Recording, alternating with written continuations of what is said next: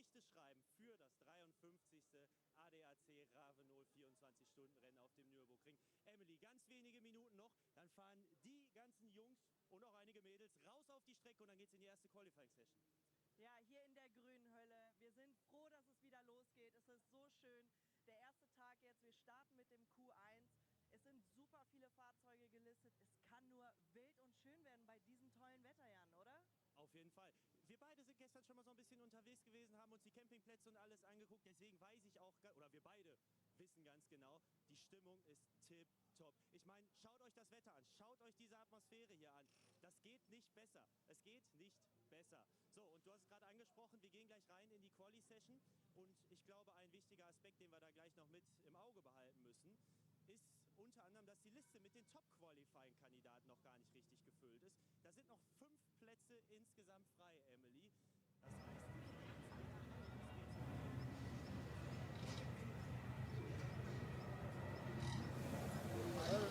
Das heißt,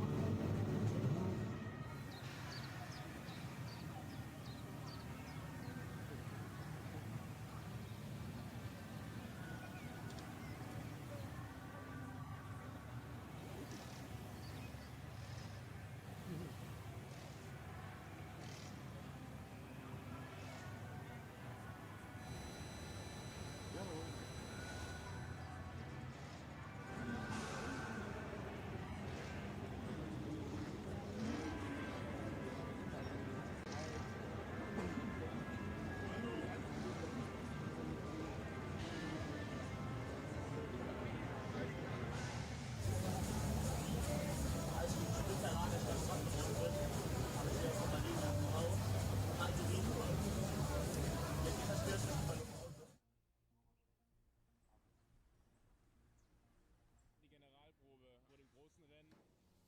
Zweimal 4-Stunden-Rennen auf dem Programm. You get one more chance to test the car on this track. Und jetzt wird es ernst und ich hoffe, alle lassen mal so ein bisschen zumindest die Hosen runter.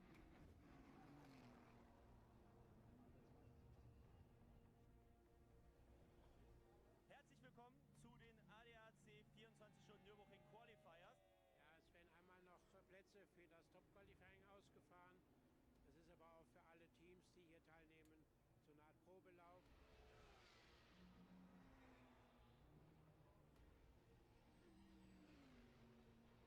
Kevin Hester, ja, zum ersten Mal diese Saison dabei. Mit ihm im Team auf der Pole Position Patrick Pilet.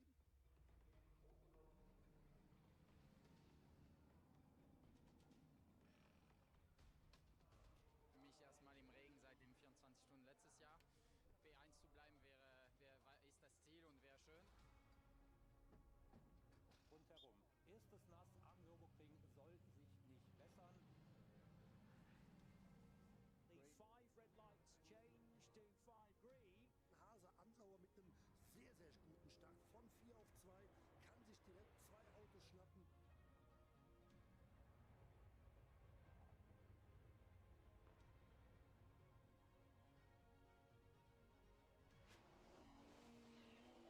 Und da geht Menzel mal schön quer durch die Wiese.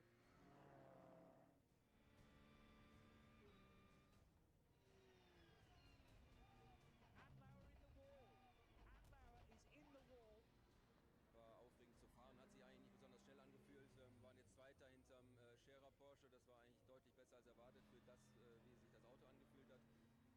Man kann nirgends mehr Vollgas fahren auf den Geraden, also weit davon entfernt. I think this was the most extreme experience I have ever had here at the Nordschleife. My heartbeat has never been so fast driving so slow.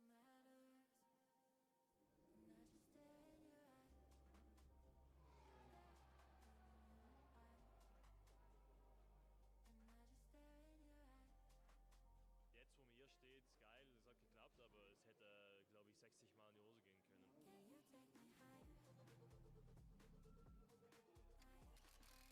es hätte, glaube ich, 60 Mal in die Hose gehen können.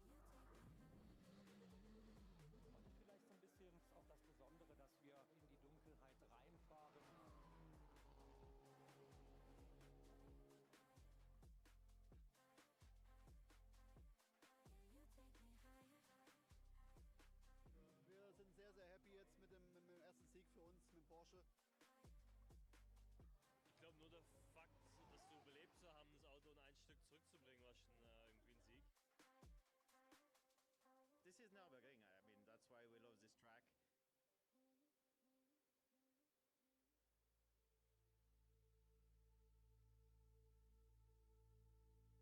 Yeah, so today is, I would say, the ultimate test compared to what's coming for the 24-hour race.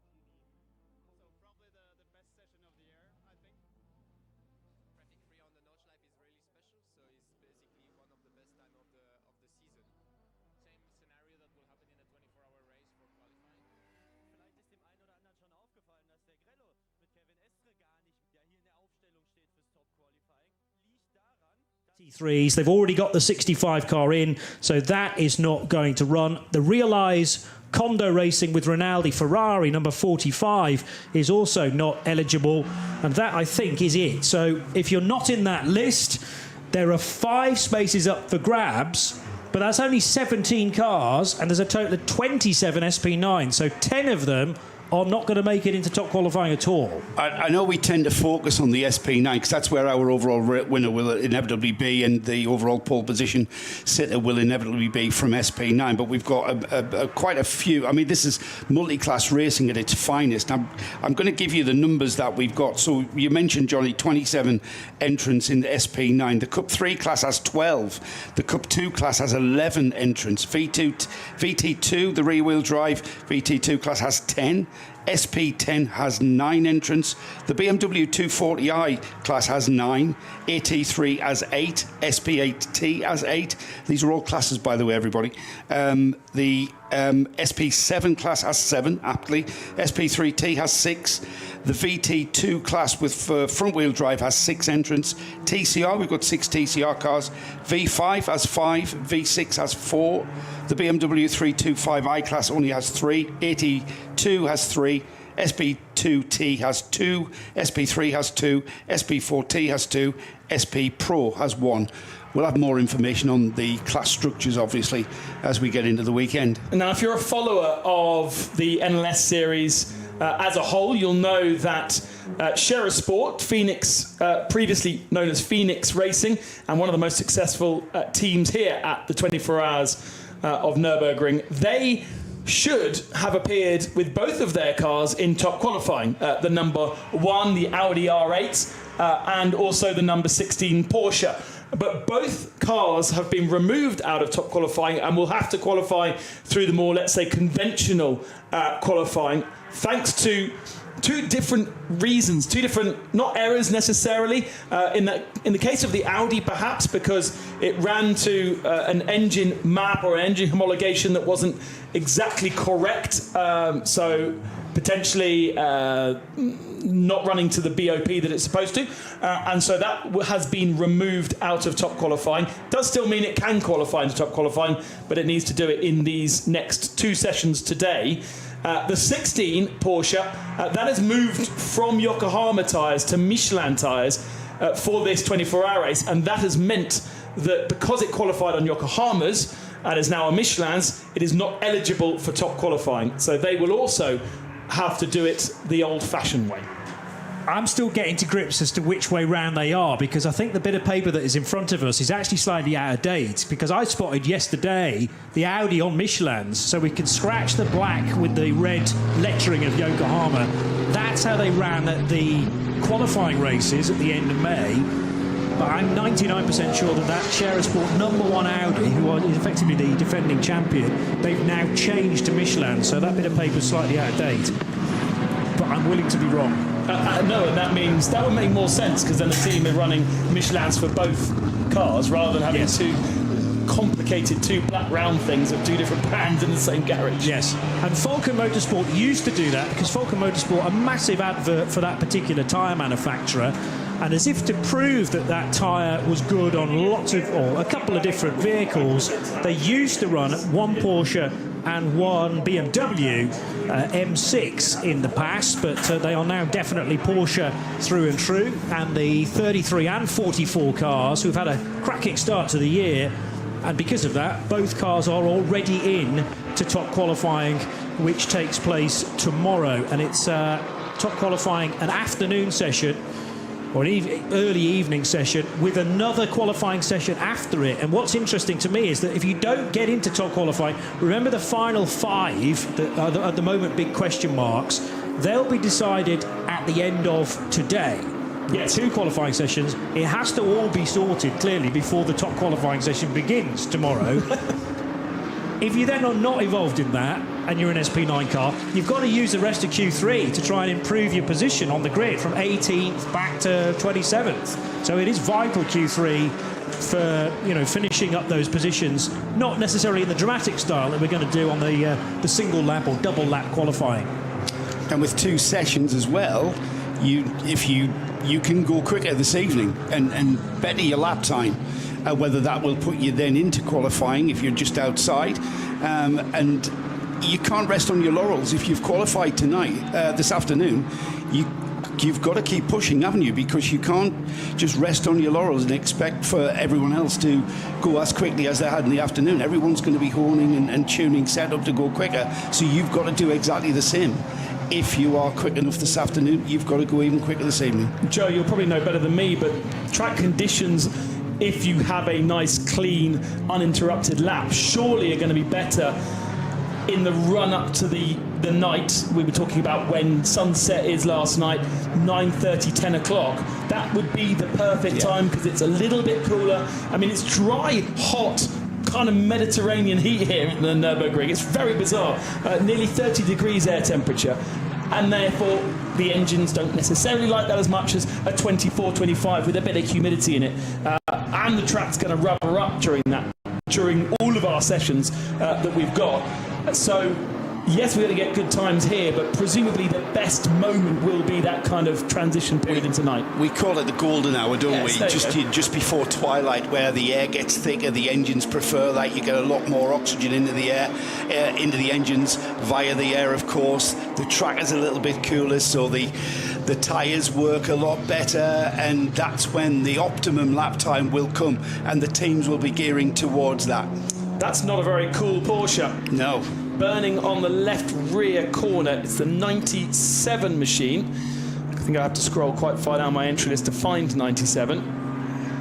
Johnny's got a very clever system. It's the Julian Ray entered SP7 car. This is the old school way of going Porsche Cup racing, but the engine sits right at the rear of this car, and I'm concerned that that's a flat 6 fire potentially. Oh no, it's left corner, isn't it? It's left corner, so difficult to tell precisely, but thankfully the driver is out and be able to identify who is at the wheel of the number 97 car, but that might, left. Go on. That might, Johnny, be a binding brake that has caused a heat build-up in that corner, because it doesn't look like it's across the car, which would lend me to think that it was more engine area.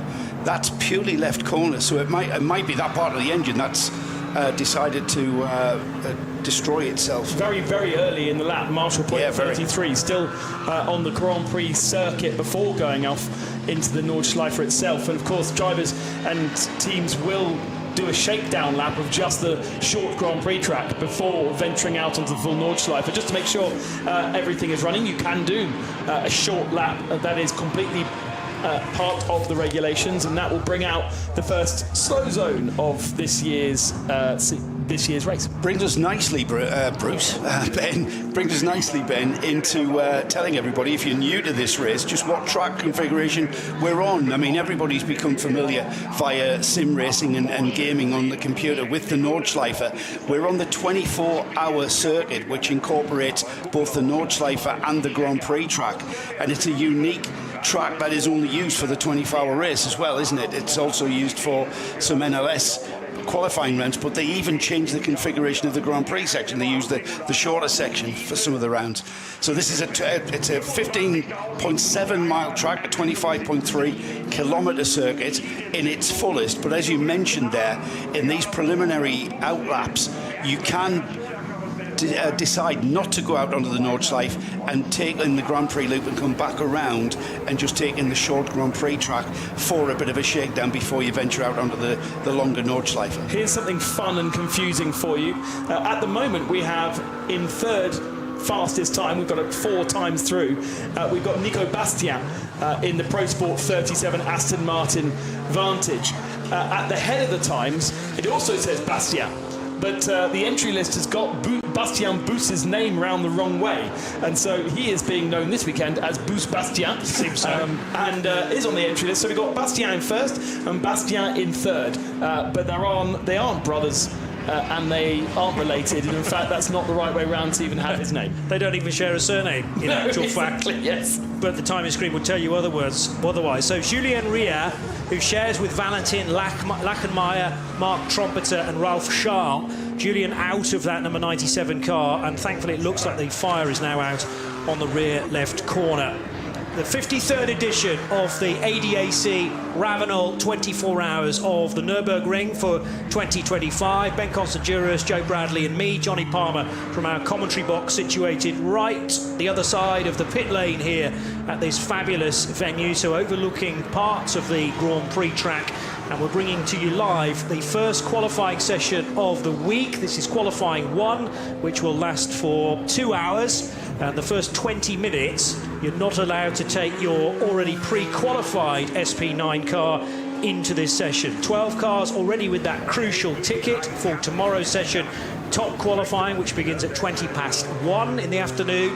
And then when we get to 20 past the hour of 1 o'clock, within this qualifying session, we'll get a burst, I assume, from the pit lane of those extra 12 cars. This is the first of 3 qualifying sessions across the next 2 days. There will be a warm-up session on Saturday morning / early afternoon, and then the race itself begins at 4 o'clock on Saturday. 140 entrants to the Nürburgring 24 Hours for this year. That is larger than we have had since COVID, and the last entry larger than that was in 2019. It's slightly skewed because actually the entry list into the SP9 class, the main GT3 class, a little bit, quite a bit smaller than what we saw in 2022, for instance, or 21, but bigger than last year. Last year was 25 cars, this year 27 cars. Do not forget that that also includes the 12 IGTC. This is a round of the SRO Intercontinental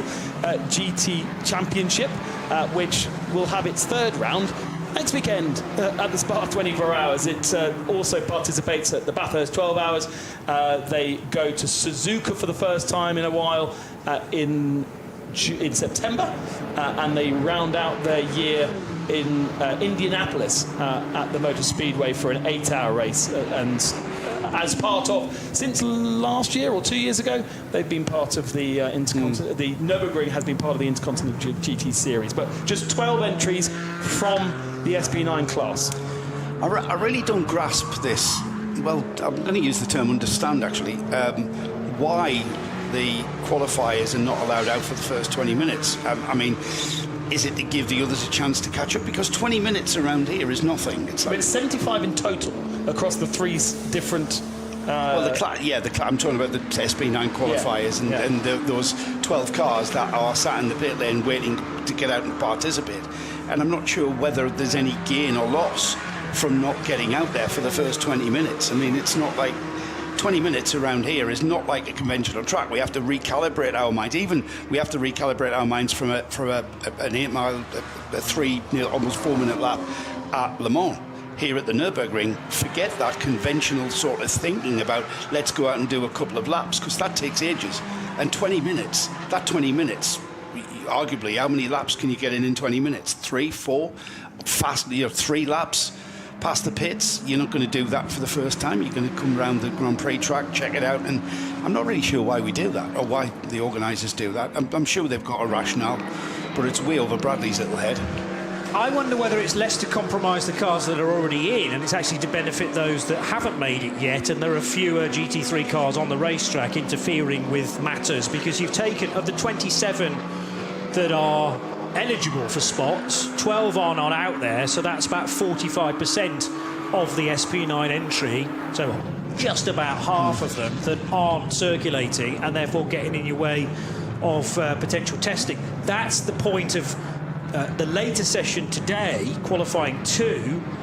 the first 15 minutes of that, from 8 o'clock p.m. till 8:15, is exclusively SP9 and SP Pro cars that haven't already got in. So you're going to be, what's that going to be, 15 cars? Yeah, 15 cars, effectively, with the Nordschleife to themselves before everybody else joins in. This was a 97 car then that got down to the Goodyear Kehre at the bottom of the hill, the famous hairpin bend on the Grand Prix track. Then Julian Rea giving the right foot to heading towards the Michael Schumacher S, but already I think maybe struggling.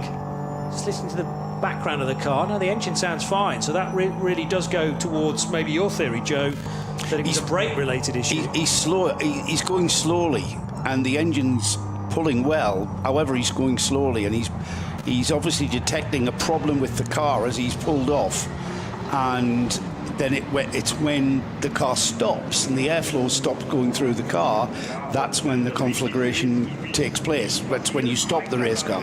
If you can keep moving, you can keep the fire at bay, but I suspect that might have been a binding brake. Again, just speculation there. Another car that has caused the yellow flag on the Grand Prix loop is the number 16 that has Patrick Niederhauser aboard at the moment. It's another of our SP9 entries from Scherer Sport, the Porsche that we spoke about a little bit earlier on, and that has ground to a halt and needed to be towed back to pits, and it had only made, well, that's the background rattling noise you can hear. That doesn't sound very nice, but it only made a third of a lap before it needs to be recovered. No, that doesn't sound well at all, does it? That's getting worse. They're then back to the pits, and this is a car that needs as much time on track as it can possibly get. It's one of the cars, remember, that this is the Porsche, the Scherer Sport Porsche, that changed tyres from qualifying onto Michelin's for this weekend, so that car needs to qualify proper. It had qualified. However, qualifying on Yokohama's and then switching to Michelin's is outside of the regulations. So we've mentioned that, and that car now grinds to a halt. Sounded flappy. Yeah, it did. I don't know what drive on earth that was. That might have been, but it's coming back on the end of a tow rope now. Very strange to have a drive shaft issue with this early. A kilometre of the at the start of the session. He hasn't been able to abuse the curbs yet, has he? You know. Well, is that Lawrence Van Toy in the number 16? It was Niederhauser. Niederhauser, you said that, beg your pardon. So Patrick Niederhauser, who has had victories in the NLS already this season, but didn't get very far, but just a few corners into the Grand Prix segment of the Nordschleife lap, or the Nürburgring lap. Bear in mind as well, because this is qualifying, you cannot come off the Nordschleife through Tiergarten and Hohenrhein and then turn right and go into the pits, because the coned section prevents you from doing that. Instead, if you've got a problem, let's say on the Dottinger Hohe, you're going to have to go right past the pits, all the way around the Grand Prix circuit, and then in via the back door in this format of qualifying, because there are cones out there for those that wish to just go around the Grand Prix track, lap after lap after lap. There's nothing to stop you doing that, and that's why there's almost like a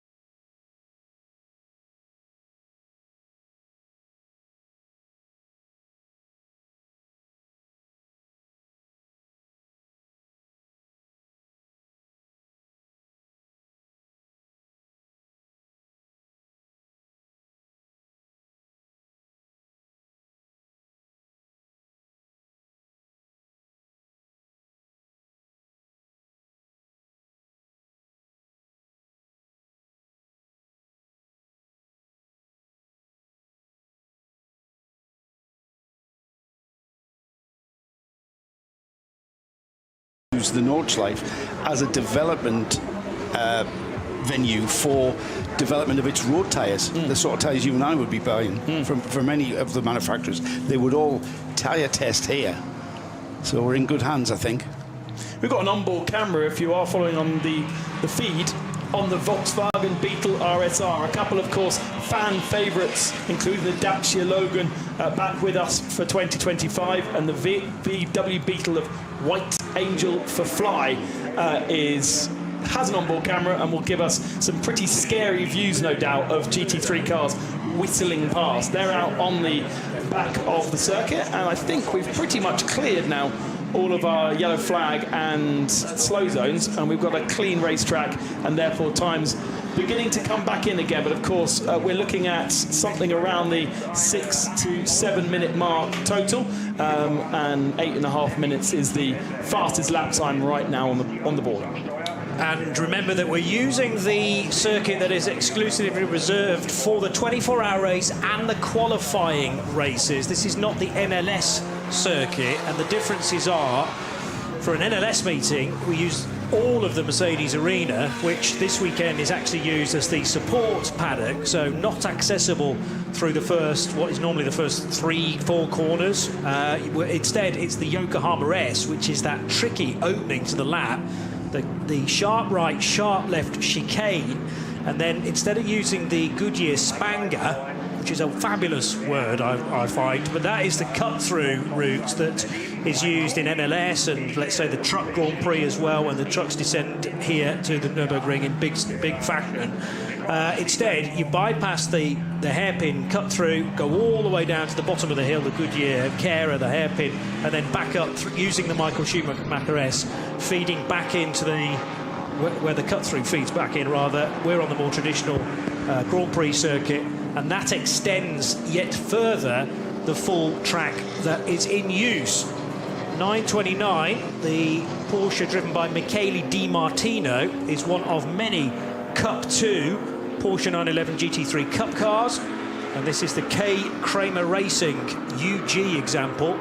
48 in a similar livery, actually, because that crew that have had so much success in the Cup 2 division move up into the SP9s for 2025, and could be a bit of a dark horse in the SP9 category.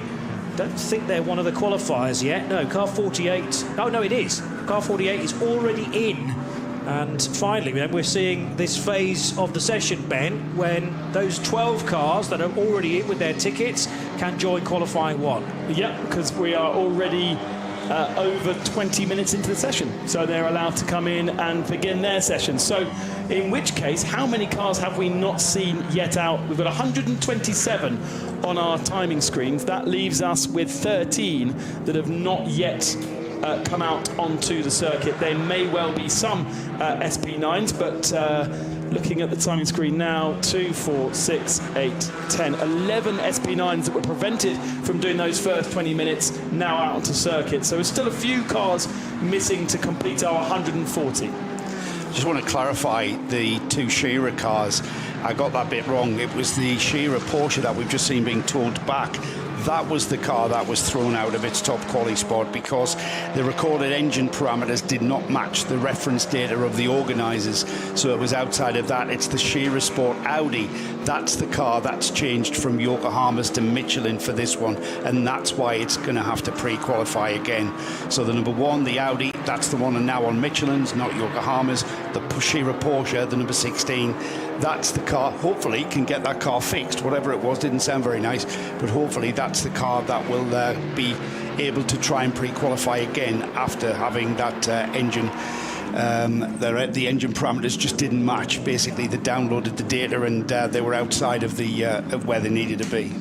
And Peter Mackay, who'll be heard a little later on our broadcast, has been interrogating a lot of sector times from the Nürburgring qualifier races, and I think he said to me that the 16 was a standout down the Dottinger Hohe particularly. All the Porsches have looked incredibly strong so far this year, so Porsche generally good across the board, but the 16 was a standout and maybe gave itself away in terms of these parameters. Further investigation from the officials suggested it was running outside of the technical regulations. We can't have that. So it, again, has a chance of taking just those 5 places that are still available. But bear in mind, there are 15 cars trying to get them. Augusto Farfus, would you believe, the only BMW M4 GT3 entered into this year's race. Normally we have at least a couple of different teams offering us maybe 2 cars each, but it's just the Rover Racing Squad, who actually have a different name on the entry list, which puzzled me. But on our timing screen, it is listed as a Rover Racing BMW. The entry list, it says there, the Motorsport Competence Group, AG, which I've never heard of before. We'll call it the Rover BMW, eh? Yeah, it's simplify matters. It's Rover on our entry list, and just with Farfus, Jesse Krohn, Kelvin van der Linde and Rafael Marcello aboard that car. At least 3 of those with Le Mans 24-hour experience last weekend. Only Augusto, though, in the GT3 car.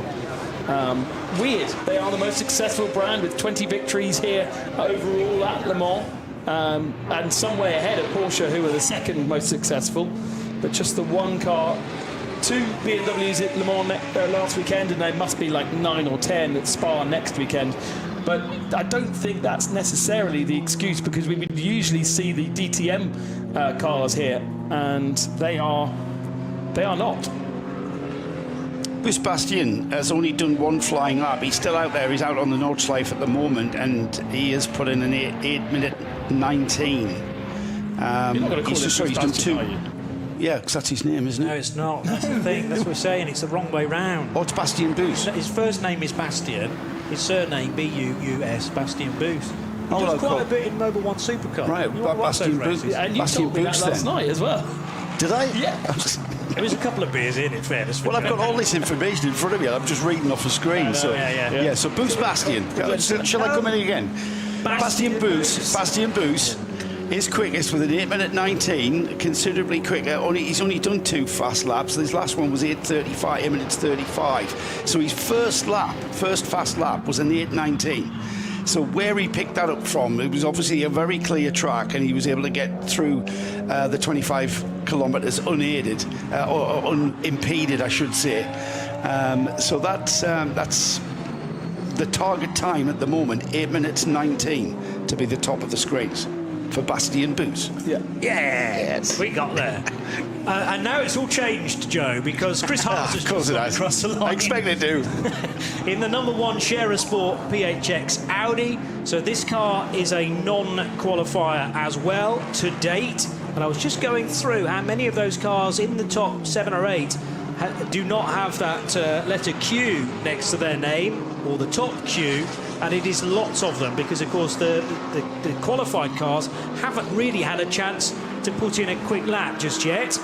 But that Audi now on the Michelin tyres that Chris Haas shares with Luca Ludwig and Marcus Winkelhock goes fastest, 8:14.1, which is 5 seconds faster than Bastien Booth's effort. We've got a car that looks like it's stopped out on track. It's the number 827. Yeah, Lincoln Co. Hong Kong entered Lincoln Co., which is a TCR car, but not confusingly entered into TCR. It's in the AT3 category, Fancy by Teamwork Motorsport, and they are down at Marshall Point 100-101. So that is the Metzgerfeld area. The Metzgerfeld is the 2 left-handers that follow shortly after Adenauer Forst. It's a bit more open there. You plunge down into the foxhole, trees left and right, and above, actually. Horrendous in the wet that Joe ensures me we're not going to have this weekend. And then all of a sudden you reach a clearing, Adenauer Forst, where the track goes left and right. There's a little bit of runoff. And Metzgersfeld is the very rewarding fast couple of left-handers immediately after that. And Zhang Qiang is the driver aboard that car. 2 Chinese drivers and a Hong Kong driver. No Works Lincoln Co. drivers. It's not part of or linked to the Lincoln Co. Works TCR team. In fact, they're racing this weekend in Monza, so that would be a bit awkward if they had one of their drivers in this race. A bit too far away to do double bubble, I think. But great to have that brand with us, even if it's not in the TCR category itself. TCR does have its own category and has 6 entries this year, including 2 Works Hyundais, Mark Basheng aboard that car, and of course Robert Wiggins is in the second of the Hyundai motorsport cars in the 831. Watch out for that. He shares that car with the American regulars, Mason Filippi, Michael Lewis and Bryson Morris. Audi, Cupra, Volkswagen, all represented in the legit TCR category of 6. So Chris Haase, as soon as he'd done that time, the 8:14, he's now done a full lap of the Grand Prix track and then pitted. So it's not quite a one and done, an out lap and then a fast lap, and then he's parked it.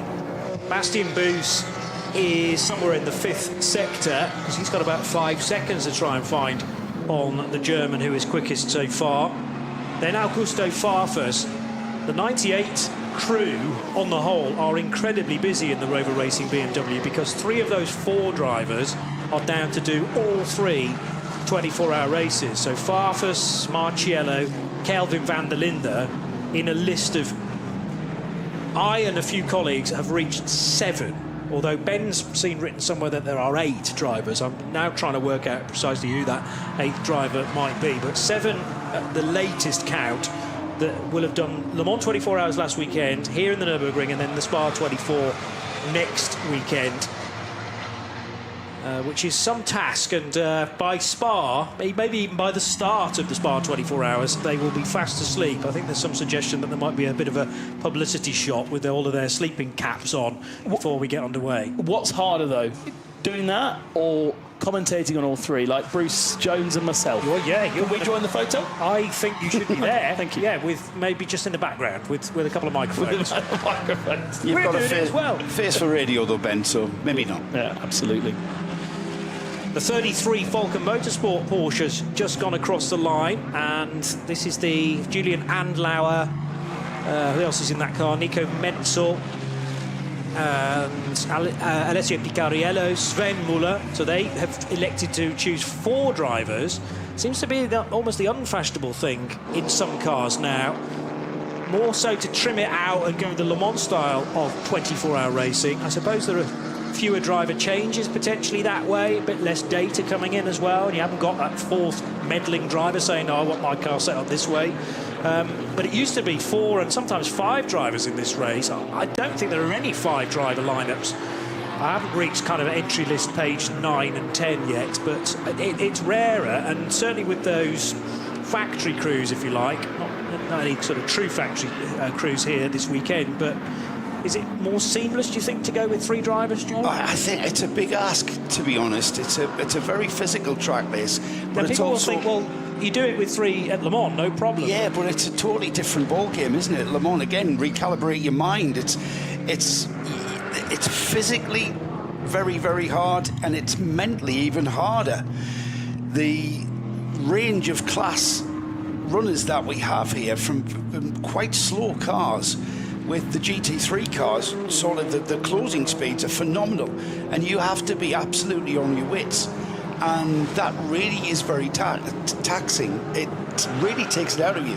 The physicality of driving on the limit around the Nordschleife is something that we have, read and waxed lyrical about for many years, and it'll never ever change. But I think it's the mental focus that's required to not put the car off, not hit anyone, and that's what takes it out of a driver. And I was surprised. I think we've not had as many 3 driver lineups ever than we're seeing here this weekend, and I'm not really sure what the thinking is behind it. Well, the other thing is driver availability, because it is an incredibly busy weekend. There's one of the big IMSA races on in the States at Watkins Glen, the sailing 6 hours of the Glen. There's also, I hadn't realised, a British GT meeting on this weekend at Spa, which is an SRO festival, if you like, in the Ardennes, where you have a British GT race this weekend, followed by the Spa 24, where everything's set up and ready to go for the Keystone event in 10 days' time. A car stopped at what looks like Brunchen is the 396 Porsche, and there was an incredibly close moment there where a Porsche of a higher category came buzzing around Brunchen, the right-hander. There's a lot of runoff there, but the car, the V6 car that has stopped for Adrenaline Motorsport Team Manhattan wheels, is in such a vulnerable position, Joe. He stopped on the line out of Brunchen, using the exit curve out of Brunchen. You're coming back onto the track right where that Cayman is, and this is exactly what I mean about how mentally taxing this race is, because you know, when we get into the race, we've got recovery vehicles. Add in the dark, we're not going to see the wet this year, but add in the darkness, you've got recovery vehicles, flatbed recovery trucks that you have, you know, you're coming through the slow zones, into the slow zone, over the brow of the hill. There is a car that stopped. Now the drivers are receiving the message from the yellow flags and the marshals telling them of the hazard that's around the right-hander at Brunchen. But that's just epitomises and displays exactly what I mean about mentally taxing. And what we know about the stewards here at the Nürburgring is they are incredibly judicious when it comes to observing slow zones, observing yellow flags. You do not pay attention, especially in these early stages of the weekend, to the yellow flags, to the slow zones, any indiscretion, and you'll get thrown out of the meeting. Yeah. This isn't a slap on the wrist or a silly fine. They just won't have you at the racetrack, and we've seen that over the last few years.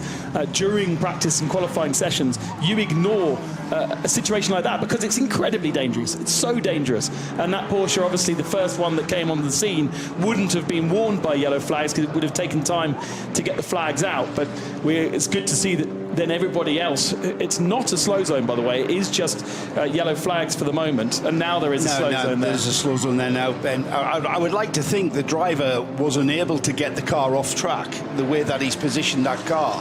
It's obviously just ground to a halt, or, you know, and not giving him an opportunity to get clear off and not be as hazardous as he perhaps is at the moment.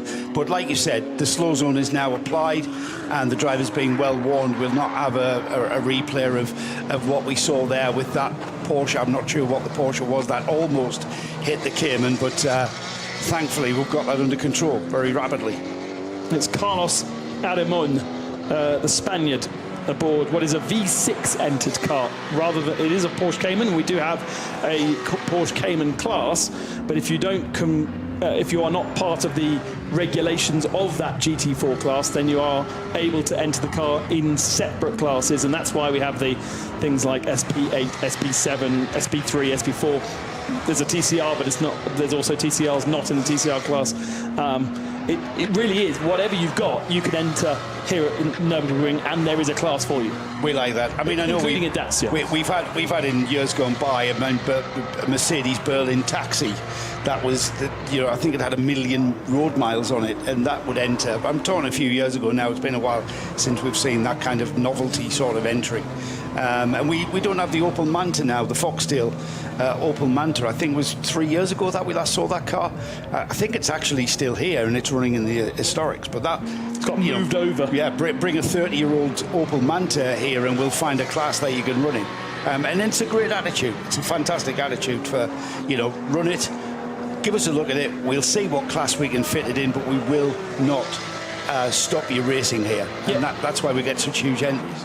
SB4T and SB3T is where you find the sort of rung what you brung, and there's a Subaru WRX modified car in SP4T, just 2 cars in that, and there's a Porsche Cayman in there as well that presumably doesn't fit quite the regulations of the other classes. We do have the Beetle that we have an onboard camera with, the White Angel Fly and Help Volkswagen Beetle RSR, and then the Dacia Logan from Ollie's Garage is the number 300 machine. There is a Mini Cooper JWC Pro, which we've seen out on circuit as well, to watch out for, is something a little bit different. Samantha Tan is aboard the Mini. The Mini, yeah. She's almost exclusively raced BMWs over the years. She was at Le Mans in the Road to Le Mans race last weekend. Okay. Not quite sure how she did. I can check that in a moment. I think she was in a BMW there as well. I'm actually now buried beneath a revised entry list, which I'm trying now to update all my figures with. Because, have you heard of Patrick Pilet? Oh, yeah. He wasn't initially on any entry list that I could find, but he's now going to attempt to race 2 cars. So, you know, we were talking about where's the killer driver lineup up and down our pit wall, Joe Bradley, yesterday. Well, can we insert Patrick Pilet into the 911 Grello Porsche, which already had 3 drivers, Kevin Estre, Ayan Guven and Thomas Preining, and Patrick Pilet's going to race that. That's just putting icing on an already very rich cake, isn't it? Just. And then also, the number 16 Sherasport Porsche is going to have Patrick Niederhauser, Lawrence Vantel, Ricardo Feller, and Patrick Pilet in that as well. Wow. Yeah, so thanks to Davey Avema of Sportscar 365 for kind of giving me the nuts and bolts of these changes. The other interesting one is that there's a Pro-Am Audi, the black Jutta racing car, which initially had Frank Stippler's name next to it on the entry list. You can delete Frank Stippler. He's going to be concentrating instead on the Ford Mustang from HRT Hout Racing Team. But they've replaced Frank Stippler with Pierre Caffer, so that's fine. It'll go just as quickly as it did in the hands of his fellow German. But that, remember, is a Pro-Am car. And then we were reading earlier on today that Timo Glock, after a recent operation, is not going to be able to compete this weekend. So Mike David Ortman replacing him. And let me just remind myself of which car that is. It's the 59 Door Motorsports McLaren Artura. There are probably other changes. As I say, this entry list, I think, has only just been released on the ADAC website within the last hour or so, and wasn't quite put into my hands in time for us to be live for qualifying one. So Pilet's another one that potentially is doing all three. Okay, yes. Certainly did last weekend, this weekend, and I don't have 76 SRO 24-hour cars in my brain, but I would be surprised if he's not doing Spa next weekend. Agreed. I will check that, because I've got a list of them which I can do a quick word search for. But, I mean, Pat Pilet's been joining Kevin Estre in, I'm pretty sure he did the qualifying races, and it may well have just been a two-driver lineup that in Grello for the qualifying races. And I was wondering, where on earth are they going to find a seat for Patrick Pilet? But as I say, because it's so busy with other race meetings happening around the world, this is a slightly unusual position for the Nürburgring 24 hours to sit in the year. It's probably as late as it could possibly be, as the third weekend of June. And not everybody can be in several places at once. I mean, we talk about recalibrating our minds. We're just commentators. Can you imagine being Kevin Estre? He must be still buzzing after that opening stint of that 963, the number 6 Porsche, last weekend at Le Mans, where he came from the back of the hypercar class and was in contention for the lead and can maintain that contention for the lead almost to the finish. He must be buzzing after that. But again, recalibrate your mind, not just to the track, but to the car as well, because that car is completely different to a prototype hypercar. However, these guys are the best in the world. They are the best endurance race drivers, the best GT drivers, and he'll have already forgotten everything about last weekend. A bit like us. Quite a few slow zones out on circuit with various cars grinding to a halt. Just a quick note on that Door Motorsport McLaren Artura Trophy 59 car. They were supposed to enter a 720S into the GT3 category, but found issues with that car during running in the DTM, and therefore made a relatively last-minute decision to move to the Artura Trophy car. Guess what? They got it at the start of the week, and so have managed to shake it down at the Hockenheimring, but this is the first outing for the Artura Trophy car at the Nordschleife itself, and probably the first time ever around the circuit for that type of car. There was a one-make series that McLaren have launched 2-3 years ago now, which has two types of car in it, and it's known as the Artura Trophy, and that is where this car has come from. Very much a reliable car to tick off the laps here, but not necessarily a car that's going to participate particularly strongly against other GT4 cars. Therefore, it's not a GT4 car, and it sits actually in the where have I found it? In the SP8T category, alongside BMW, a Toyota, an Aston Martin Vantage, and a Toyota Supra. So that car that's gone off, that has got a distinctive livery that, if you're 10 metres away, looks absolutely beautiful. When you get up close, it's been brush painted. Wow, nice. But by an artist. And I forget the number. It's a 277 you're talking about. Yeah, the BMW. Yeah. We caught a glimpse of it, and it is actually brush painted. It's got a mural on the car that you would think, oh, well, that's an interesting wrap. However, the texture of it is quite lumpy. I'm sure the aerodynamicists will absolutely abhor it, but it's quite a unique car there, and quite a bit of a gimmick, bit of a novelty car to keep an eye on. Hopefully they'll get it fixed. It's not too badly injured. It does have an oil trail to it, Well, unfortunately. It's early enough in the week to be able to fix whatever that is. Klostertal's got a big slow zone yellow flag area, and we're going to get a code 60 also in Eschbach. So we've got a couple of different cars stationary out on circuit right now. Lots of activity on the Nordschleife, as we have yet to see every single vehicle on the entry list. We're still waiting for 6 of the 140 entered to participate in this qualifying session, so that's a little bit of a surprise. Quite a few cars, 12 cars, have been out onto the circuit but have yet to set a lap time, and we are surely nearly into the second half of this session. I think we're seeing the moving slow zone through. It's now gone through the carousel area from Klostertal through the right hand up the hill to the carousel. It's now up towards Oracht, and I think it's because we've got intervention vehicles now. We've got an intervention vehicle at the carousel and an intervention vehicle at Oracht, and I'm not sure what they're clearing up. So according to our tracker, which is pretty accurate, we've got no cars stopped in those areas. So it might be just to facilitate the movement of the intervention vehicles. Now, can you imagine if you're on your hot lap and you are then disadvantaged by an intervention vehicle in just moving location to get into position to do its job? And that's the jeopardy, though, isn't it? That is the jeopardy of any kind of motorsport, or indeed at the Nürburgring even more so. It's been a good run for a couple of cars that are guaranteed tickets in top qualifying tomorrow. The 35 car already in, but that is now third fastest in this session.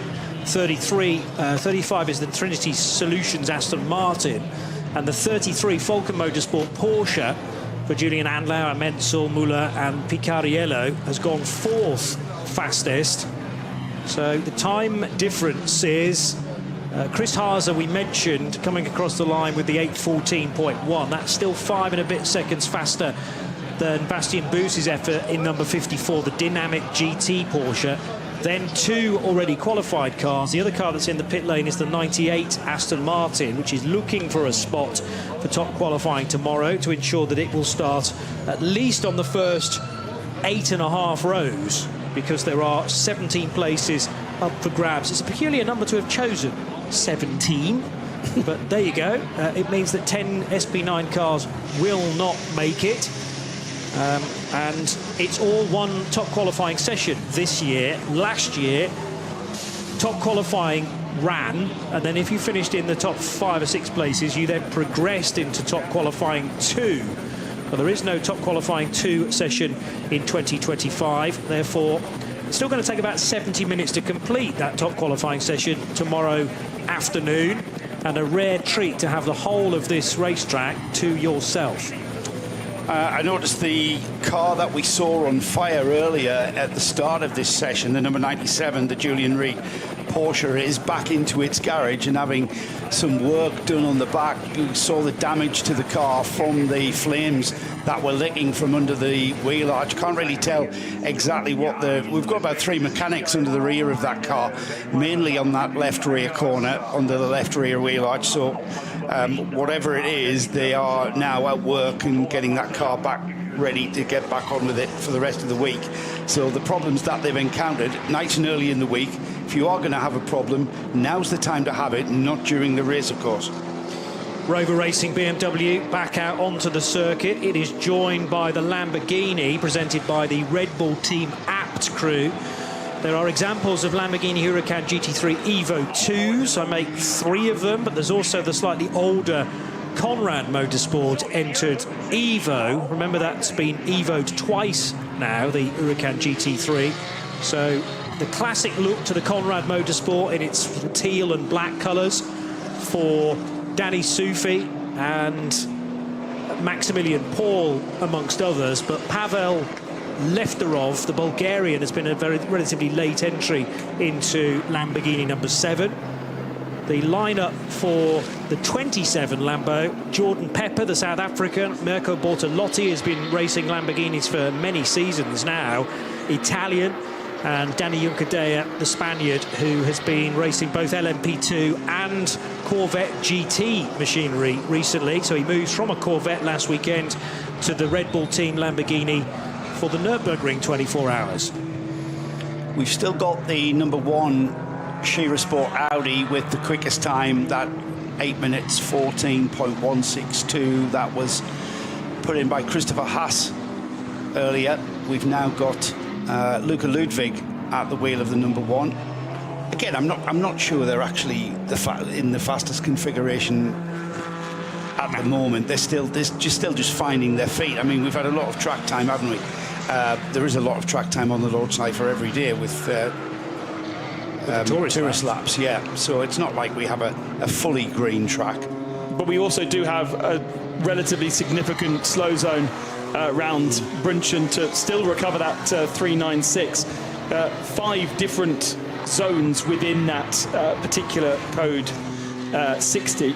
The yellow flags, meanwhile, still covering Wippermann and a slow zone there, but the code 60 much slower. So you've got a yellow flag at Wippermann. That's then into a slow zone, and within that slow zone is 5 code 60 zones. So the circuit itself definitely not available to be faster right now in that section, but we can still see plenty of green sectors outside of around the back of the track. Shall we take a moment to recognise the Dacia Logan, which is always a big fan favourite? Unfortunately, the hazard lights are flashing on the number 300 car. Whether they've been... because it's a hazard, Johnny? Well, some GT3 SP9 drivers would probably agree with you, Joe. That's exactly what I meant. Yeah, and it has unfortunately been caught up in the odd incident in recent years as well, not through any fault of its driver lineup, who are, well, in an early entry list at least. Oliver Krieser, who's at the wheel right now, Gregor Stark and Martin Kafka, who go down surely as 3 of the bravest drivers here this weekend to throw yourself out into a washing machine of SP9 cars and hope that you'll survive the distance. It's got Ben Constanduras written all over that car, hasn't it? You know, with Ben's C1 experience. It's got Joe Bradley written all over it as well, because I'm fit enough to actually drive that thing. Not necessarily fit enough to drive a GT3, but yeah, I mean, you're constantly looking in your mirrors, aren't you? You're constantly offline as well, I think. The car at the moment just choosing to go around, staying on the Grand Prix Strecker, and continuing another lap. It looks like a bit of an installation lap, doesn't it, to just see if everything's tightened. And certainly not on the racing line at all, was it? No, and it's not using all of the road as well. So it's not pushing. I think we're just having a bit of an installation process on that car. Yeah, and as I said, we're now down to just 5 cars. In fact, that's their out lap. So it's taken them, 45 minutes to come out onto track. They are the latest car to be recognised on circuit. We're still missing 5 from our entry list. Right. I don't really understand how that's possible. You know, this is qualifying 1. This is the first session of the weekend. Why aren't you ready to go straight out into qualifying? Why do you wait 45 minutes? Without identifying them, the thing... No, thank you. They're not prepped. There's clearly not... You're either not prepped or you are so prepared and you have so much knowledge of this place that you don't need to go out. Yeah. You just don't... And there is also the attrition factor. You mentioned earlier, Ben, how hot it's going to be this weekend. That's going to be a factor in this race that we haven't seen for a few years. And the cars are going to suffer. How many cars have we seen already suffering, being towed back to the pits or being dragged in from trackside? And maybe that's at the forefront of cars' minds, of teams' minds, of not putting excess mileage on the car and just keeping their powder dry for Saturday. That's when they're going to do the maximum amount of laps. If that's the position you're in, well, you know, good for you. However, the boys and girls at the front, they've got to be pushing from the very outset. The first green flag to the last checkered flag, they've got to be optimised. Well, I reckon I can count 26 SP9s that have all completed at least 1 lap around the Nordschleife. And the one we were waiting for to make it 27, and therefore the full complement, was the Red Bull Team Apt Lamborghini. And car 27 is now circulating. So it looks like we've got all the SP9s at least on the track. Mirko Bortolotti, not sure whether he has turned left at Sabine Schmidt's curve and onto the Hats and back, or whether he'll utilise the Grand Prix track one more time. But it should be that we have all 27 cars producing times very shortly. The livery for the Ralph Aron Mercedes from Get Speed, the Estonians at the wheel at the moment, is so spectacular. Joe, you and I were standing in pit lane yesterday, and actually the Get Speed garage door was down as we were having a quick chat. And then all of a sudden, as if they knew we were there, they predicted our presence. The door opened up to reveal just 2 resplendent Get Speed Mercedes. One in this kind of two-tone purple colour, and the other one in the classic Bilstein, but it's been renewed for 2025. I kind of felt overwhelmed, Johnny, because I'd been saying, oh, this has got to be Porsche's year, the speed that we've seen in the early NLS rounds. But then that garage opened, I thought, oh, can I change my mind? Can I have a Mercedes as my favourite? Because that purple livery on the Christodoulou car is just exquisite. They've got a purple trim to kind of signify the purple lap time that they hope the car's going to produce. Because on our timing screens, when they put in the fastest outright time, the time goes purple, and that's why they've got the same purple stripe down, a dark purple with a lighter purple. The same purple that we're going to see on our timing screens is what I was told. We are clearing that incident, which really was just recovering the Cayman. We are now clearing that, so we are going to have a fully green circuit. Those SP9 cars in the early part of the lap may get to Brinchen and not be abated like we saw Ralph Aron be slowed up through the slow zone, and this therefore means on a full lap, even though he's got green sectors in many sections of the lap, he completes the lap over 9 minutes, and therefore it doesn't really challenge the top of the times. Ralph Aron, older brother of Paul Aron, who we know from F2 and Formula E, but they are both incredibly tall Estonians, and so GT racing definitely the way forward. Ralph racing over in Asia for the SRO GT World Challenge Asia Series as a Mercedes driver. We're getting to the top of the hour, almost an hour completed of this session, and I think it's around about that time that we have a look at the other classes that we're running. We've been understandably focused on the outright speed of the session, and that's an SP9 runner. The Shira Sport Audi still holds that accolade. The Pro-Am fastest car is the Christian Krognes Trinity Solutions car 35. That's leading the Pro-Am class. The SP9 Pro class has been led by the Falcon Motorsports car number 33. Cup 2, we see the 48 Losch Motorsport by Black Falcon car 948. The A2 class, Max Kreuzer Racing with the driver Fugel at the wheel of the 644. That's currently the fastest in that. SP8Ts, their fastest car is the Toyota Gazoo Rookie Racing with Kataoka at the wheel of the 110, or the 110 I should say. TCR is being led by the number 830, the Hyundai Motorsport Target Competition. Cup 3, the SRS Team Sorg Rennsport 959, that's the fastest in Cup 3. The fastest in SP10 is the number 175 Pro Sport Racing entry. The 83 class has got the other Max Kreuzer Racing entry number 19. That's faster than that one.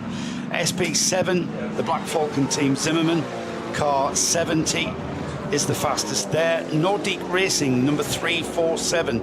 They're the fastest in SP Pro. SP4T as the Subaru Technica International number 88. Their fastest SP2T, the number 109 Toyota Gazoo Rookie Racing, their 109 car, and then SP3T, and this is what I love about the Nürburgring 24. Car 808, no team name, but the driver at the moment is Obermann. They are the fastest in SP3T. Hello, John Hindhoff. Good afternoon, everybody. Got a Mini moving slowly just out on the far side of the circuit, and there was an incident, got out of shape. Now, question is, as they were coming through, did they actually hit anything? Left front puncture, I think. Yes, it is. Left front puncture just coming up over the top and down towards Brinchen. And that car's got a very, very long way to come back, sitting on the rim on the right-hand side. It is the 317. This is the Samantha Tam and Toby Goodman in the car. Toby Goodman, the Brit, one of, I think, the Actually, no, Toby Goodman is the only Brit to win the NLS outright. And he's got an awful long way to bring that car back.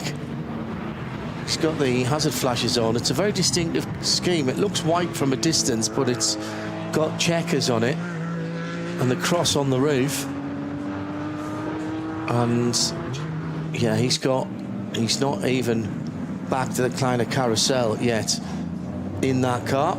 So for this session, and until we get to race day, we have the split front straight with the cones out. So the only way you can enter the pits lane is to come in off the Nürburgring Nordschleife onto the Grand Prix track, and then to come a full lap around the Grand Prix track and then back into the pits that way. At that point, actually, you have a choice of either going back into the pits or coming round onto the start-finish line again. Now that obviously will disappear come the race, so that you can come in straight off the end of the Nordschleife. Peter Mackay joins me in the Global Broadcast Centre.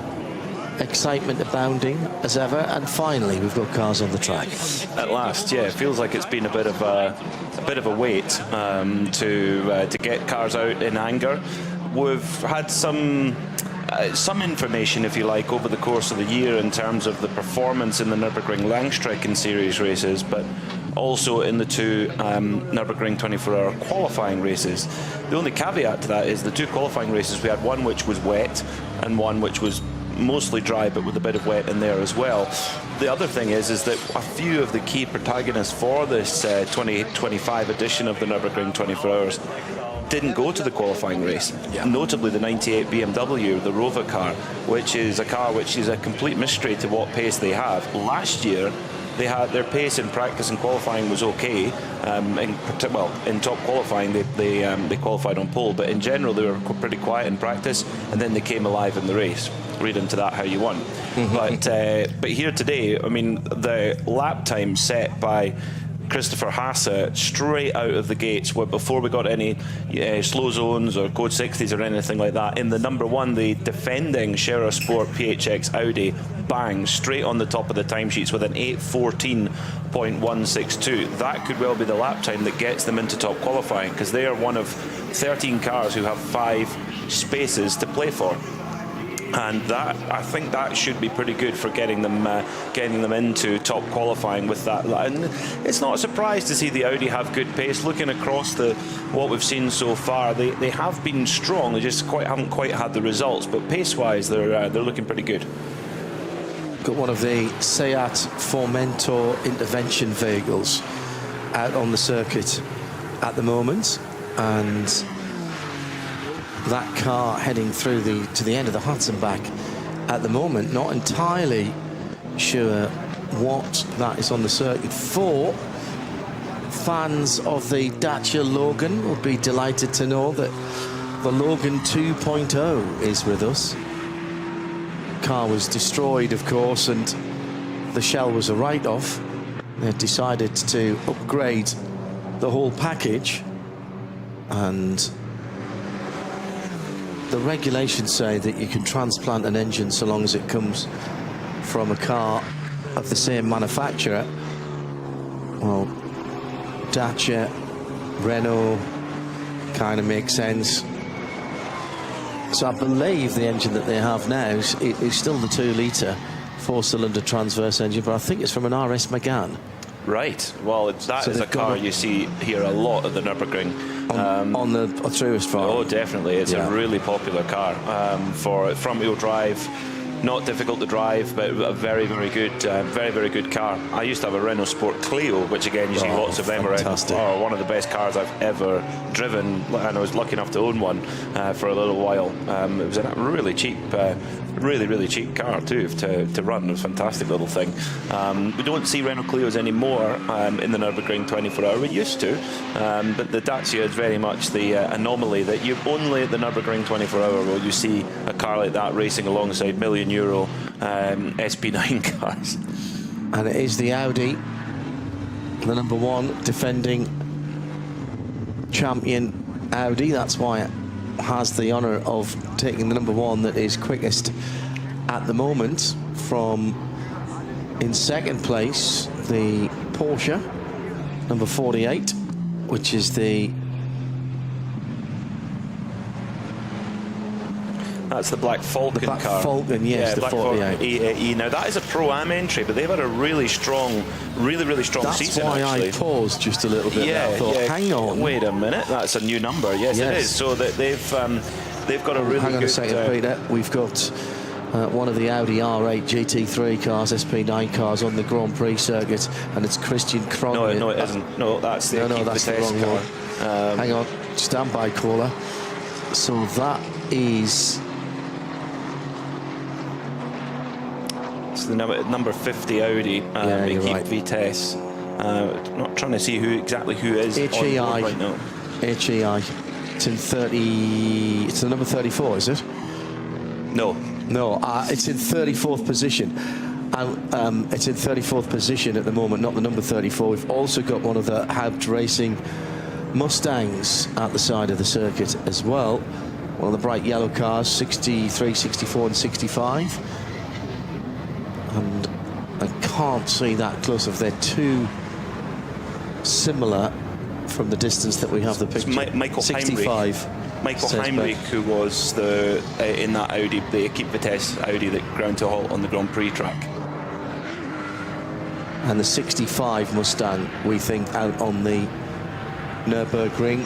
That's just at the top of Schwedenkreuz, just before you head down the top of the Foxhole.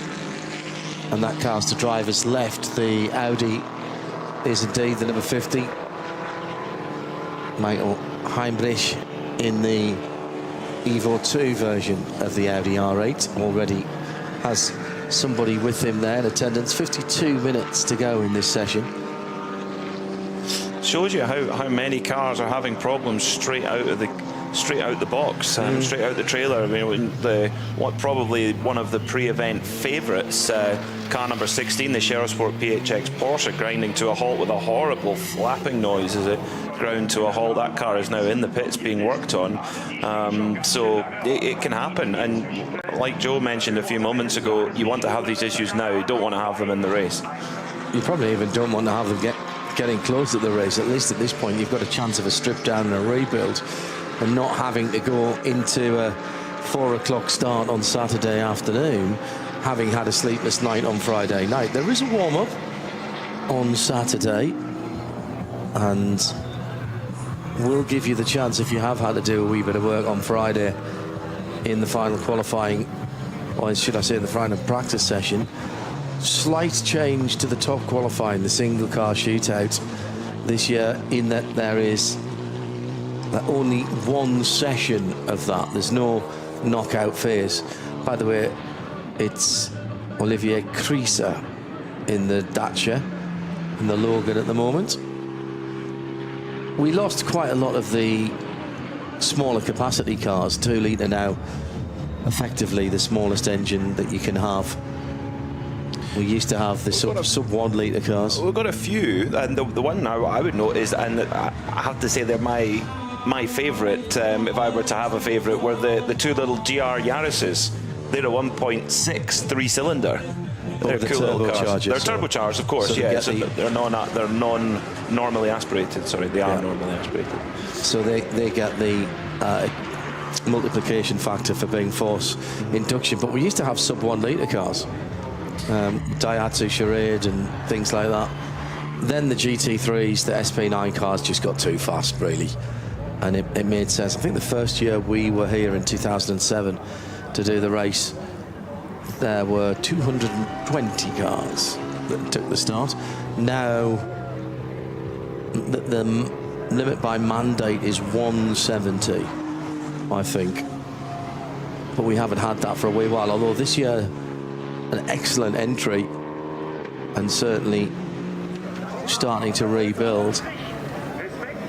I think it shows you just the popularity of racing at the Nürburgring, how many people want to take on that opportunity as the Dacia's making its way around towards the Stefan Beloff S with a Ferrari number 45 coming right up behind, and this closing speed is just enormous. But the Dacia is so quiet, you can actually hear the crowd cheering it on as it makes its way around the lap. I don't think it's been driven at the ragged edge of adhesion. Double yellows coming out of the Stefan Beloff S and down towards the bridge, and that is because we have, I'm afraid, a problem with one of the Aston Martins, and that is one of the GT4 cars, I think, and that looks like a right-hand side puncture. It is the Dumari car, yeah, right rear puncture on that car. Goodyear tyres on this machine, and I'm wrong actually. That is a GT3 car. No, you're right. First time, John. SP8T. Yeah, but it appears to be out of homologation of what you would usually see it. So it's a GT4 car with some modifications, mainly on the rear wing. Yeah, which is what I think threw me out there. It looks like a GT3 wing on a GT4 car. I've never seen that done before.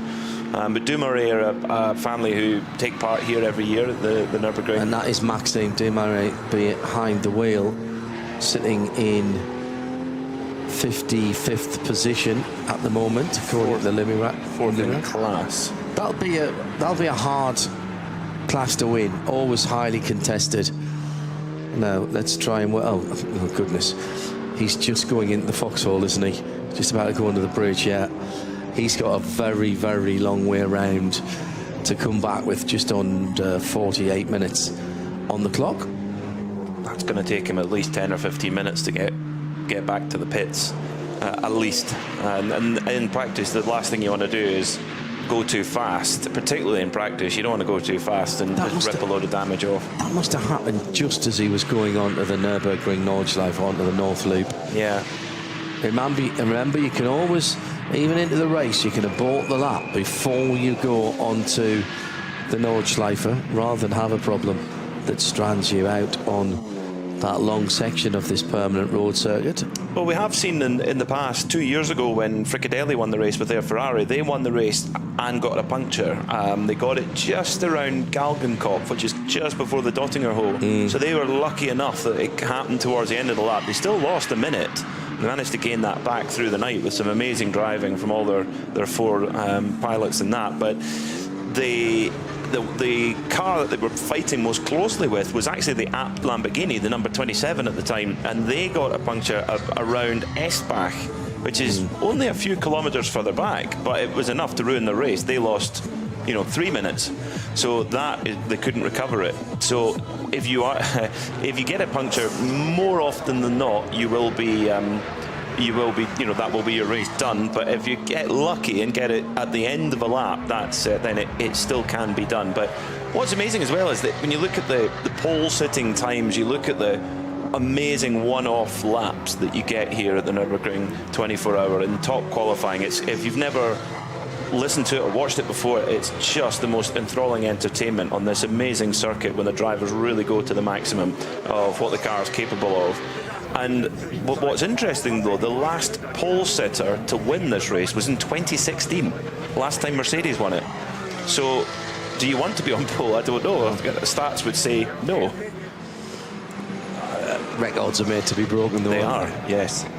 Grello coming down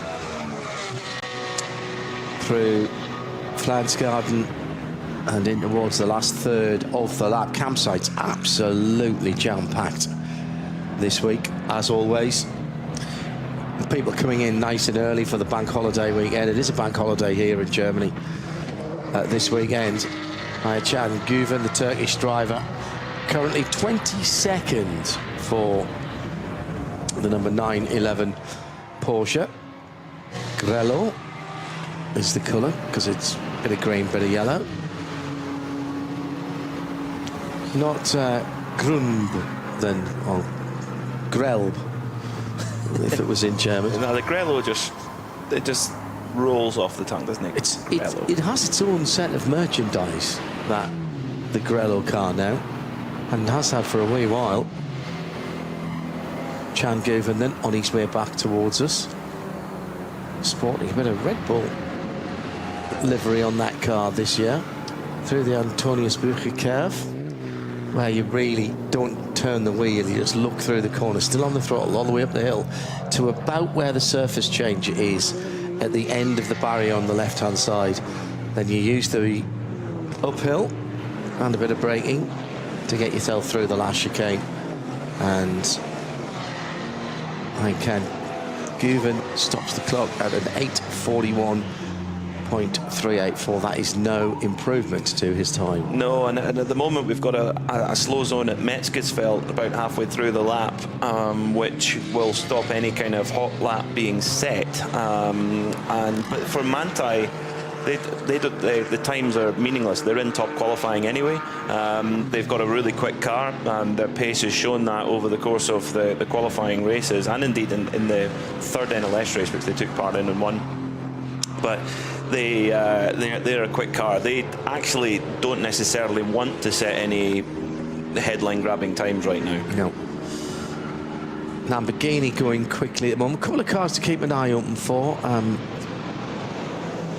We've got the Engsler Mercedes, the number 14 car, going nicely, thank you very much. But certainly watch out for Mapelli in the Lamborghini, the number 28 car, setting absolute top times in the first couple of sectors. Now, all right, that is only the Grand Prix circuit, but even so, that car beginning to pick up pace. He's done that and pitted.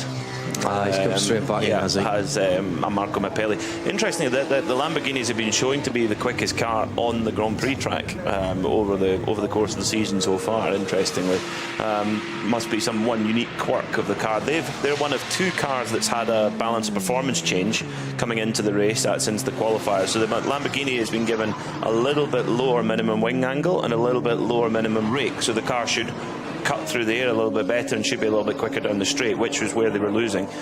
But the other car that's the big story has been Porsche. Have completely dominated the season in the Nürburgring this year. They've had a very interesting change in their balance of performance. They've had 20 kilos removed, but they've had a smaller air restrictor by 1.5 mil, which means less air going into the engine, and therefore less power. But 20 kilos is a lot to bring off the car. So it's hard to say which one's got more of obviously you've got one positive performance change and you've got one negative performance change. How are they going to balance each other out? Are they going to balance each other? Well, we'll only really know on Saturday at about 7 or 8 o'clock, I would think. I think I'll take the weight out of the car for slightly less power. Round here, I would think so, because you're talking about lugging an extra 20 kilos about. You take that off, you'll feel that. And this is a long lap. That's additional mass that you've got to accelerate, you've got to turn, you've got to brake, you're going to wear your tyres more, you're going to use more fuel. I think that's a significant move. Amazing that they can. When was that? Is that since the last? Since the last qualifying races. Which was when? Last month, wasn't it? Yeah. It's about 4 weeks ago. So took me the better part of 5 months to lose 25 kilos. I'm not sure I could do it in 3 weeks. I can build it on pretty quick. Yeah. Kevin Estre getting ready to get on board the 911 Manthey Grello Porsche. I think we're going to see we always see a determined Kevin Estre, but I think that particularly so. He was not furious, he was just absolutely gutted with finishing second at Le Mans a week ago overall, of course. It was his best ever result there overall. And yet he looked so disappointed because his crew had run the perfect race. Well, and this is where he can set that score right. I was going to say, Peter, I was talking to some of the Porsche representatives here earlier on today, and they, with the benefit of 5 days since the end of the race at Le Mans last weekend, have basically looked and crunch the numbers, as you would expect Porsche to do, and Porsche Penske Motorsport to do. And they basically said, I'm not sure we could have done any more. And in fact, they said, in all honesty, we shouldn't have been on the podium. And therefore, well done to Kevin and his two co-drivers and the team, because we didn't have the pace there, and that car is the one that started from the back of the 21 car field. So I think they come here with at a week's remove, a bit more of a sanguine attitude towards that. The fact that they were only 14 seconds behind at the line makes that story slightly different. But, and in fairness, they did say possibly it might have been a different story if we hadn't lost all that time when the safety car came out, because they were 40 odd seconds up the road. But that said, they, I think, are pretty happy with what they achieved. It's by far the best result that that car's had in the World Endurance Championship this season in terms of its performance and being at the sharp end of things. But it's a big climb down from what they experienced last season when they won the World Championship. So that's the thing, is it's all a cycle. How do you think that affects the mood here? Kevin is a crossover. Most of the team are different. Well, Lawrence Vantor, who he was sharing the car with, is in the other number 16 Porsche. I mean, I think if everything, you know, if the balance of performance change to the Porsche doesn't affect its performance much, it comes in as the favourite, as a brand, as a car. And one of them, the top running Porsches, are the 911 Manti car, which Kevin Estre is in, and the number 16 Scherer Sport car, which Lawrence Vantor is in.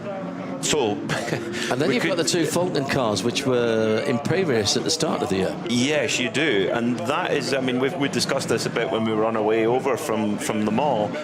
Was that I think this could be the best possible chance for a non-Michelin car to win, because Michelin have won the last 7 in a row.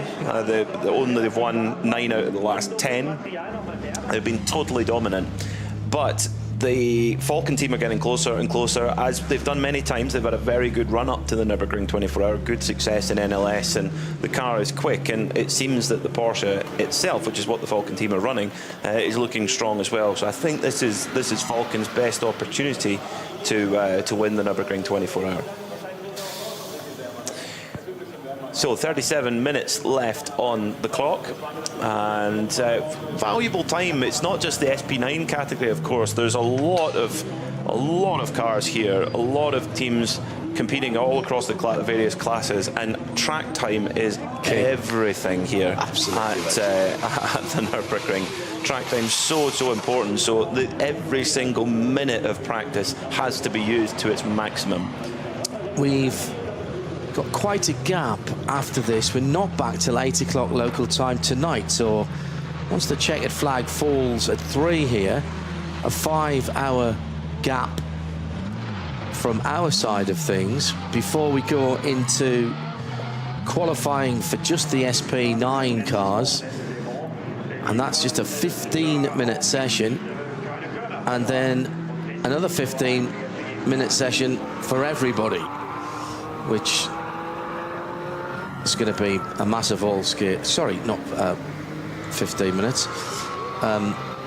2015, so 8:15 to 23:30. So that's the longer night session. Tomorrow, the top qualifying, as it's called, is held a little earlier in the day. We'll be on the air at about 1:15. Expected that to take about an hour.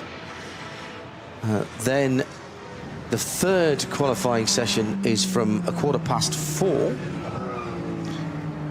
and then we have the Falcon Drift Show later on at 7:30, and then Saturday we start off early with a 150-minute race, the ADAC 24H Classic, and we'll have coverage for that, of that for you.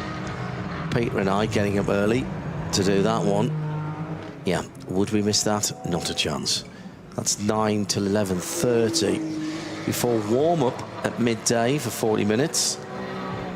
That'll be Bruce and Snowy doing that for you, and then from 2:30 our coverage of the 2025 ADAC Ravenol 24 Hours of the Nürburgring, and that'll go on until the podium ceremonies on Sunday afternoon, probably somewhere around 4:30. It's always a difficult one to predict, Peter, because there'll be a lot of people still on their last lap, and we have seen classes and major positions within the classes decided well after 4 o'clock here. Yeah, it can be. It can be where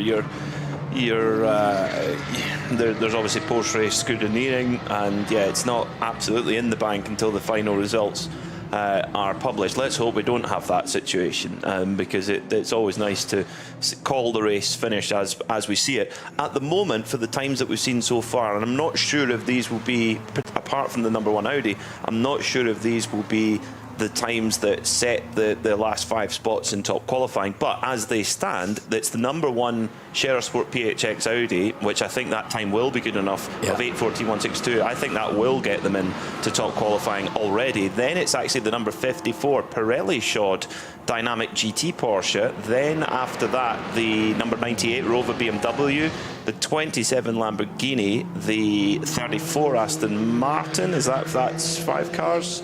No, 1 more. And then the number 37 Aston Martin they will all go into top qualifying if you were to chuck out a checkered flag now and not go and do the other qualifying sessions, which of course we will. So and I think it's quite cool that we've got a part of the qualifying tonight with SP9 only, which means they can get a clear track. Yes, so important. And I think that's, Joe was touching on it, why do the cars that are already in the top qualifying shootout, why are they not allowed to go out for the first quarter of an hour or so of the session? Again, that's surely just got to take cars off the racetrack and give the other cars a chance to make that run at qualifying. Conrad's Lamborghini just having a wide moment heading in to what's often called YouTube corner at Brunchen, because there's so many people stand there during test days. Great place to go and watch, actually. I should mention that the race night at Adana last night was extremely well attended, and as pretty much always, everyone was on their very best behaviour. Proof that sunshine, alcohol and sporting events don't have to turn nasty. And well done to everybody that was there. There was a real party atmosphere. I was down there maybe 45-50 minutes before the cars came down. The police actually were just closing the road as I was coming out of that area of town, having picked up a few supplies for our accommodation. And really good atmosphere. Pavement stacked 2, 3, 4 deep, but everybody being very respectful to one another and to the cars that were still coming through this normal street traffic. It was bedlam by the time they brought the race cars down, but again, a good time was had by all. Well, this is a big fan event here at the Nürburgring 24-hour. I mean, it just is fantastic. And there was a music festival here a couple of weeks ago, and the place was left in a state. No other word for it. Rubbish everywhere. That never happens in Nürburgring 24-hour. The place is always clean on the Monday morning when everyone's gone home.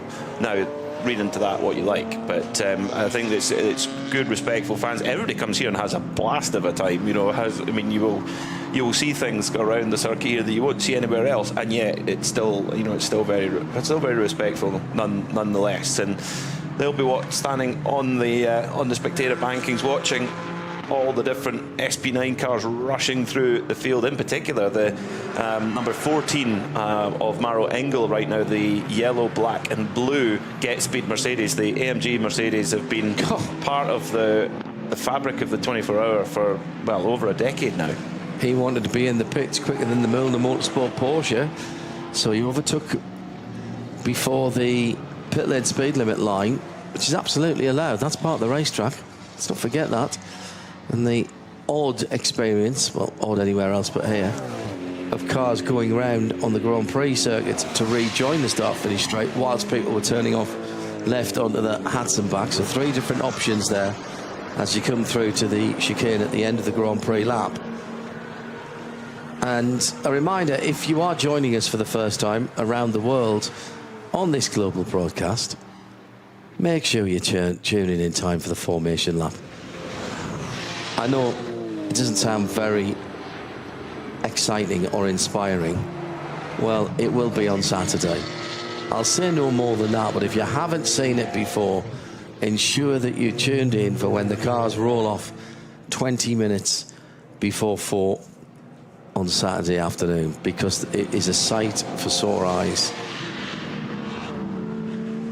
Sun shining, and it is set to be exactly this across the weekend in terms of the temperature and the sunshine. In fact, getting hotter, Peter, tomorrow and Sunday. It's the warmest I've experienced at this race. You know, last year we had cooler temperatures, we had fog, of course, which shortened the race considerably. And then, of course, 2 years ago, it was fairly pleasant weather, actually, 2 years ago, when Fricadelli took that emotional win with their Ferrari, the first year with the Ferrari. And, you know, it was a huge shock to the paddock, Fricadelli switching away from Porsche, getting into the Ferrari and taking that win.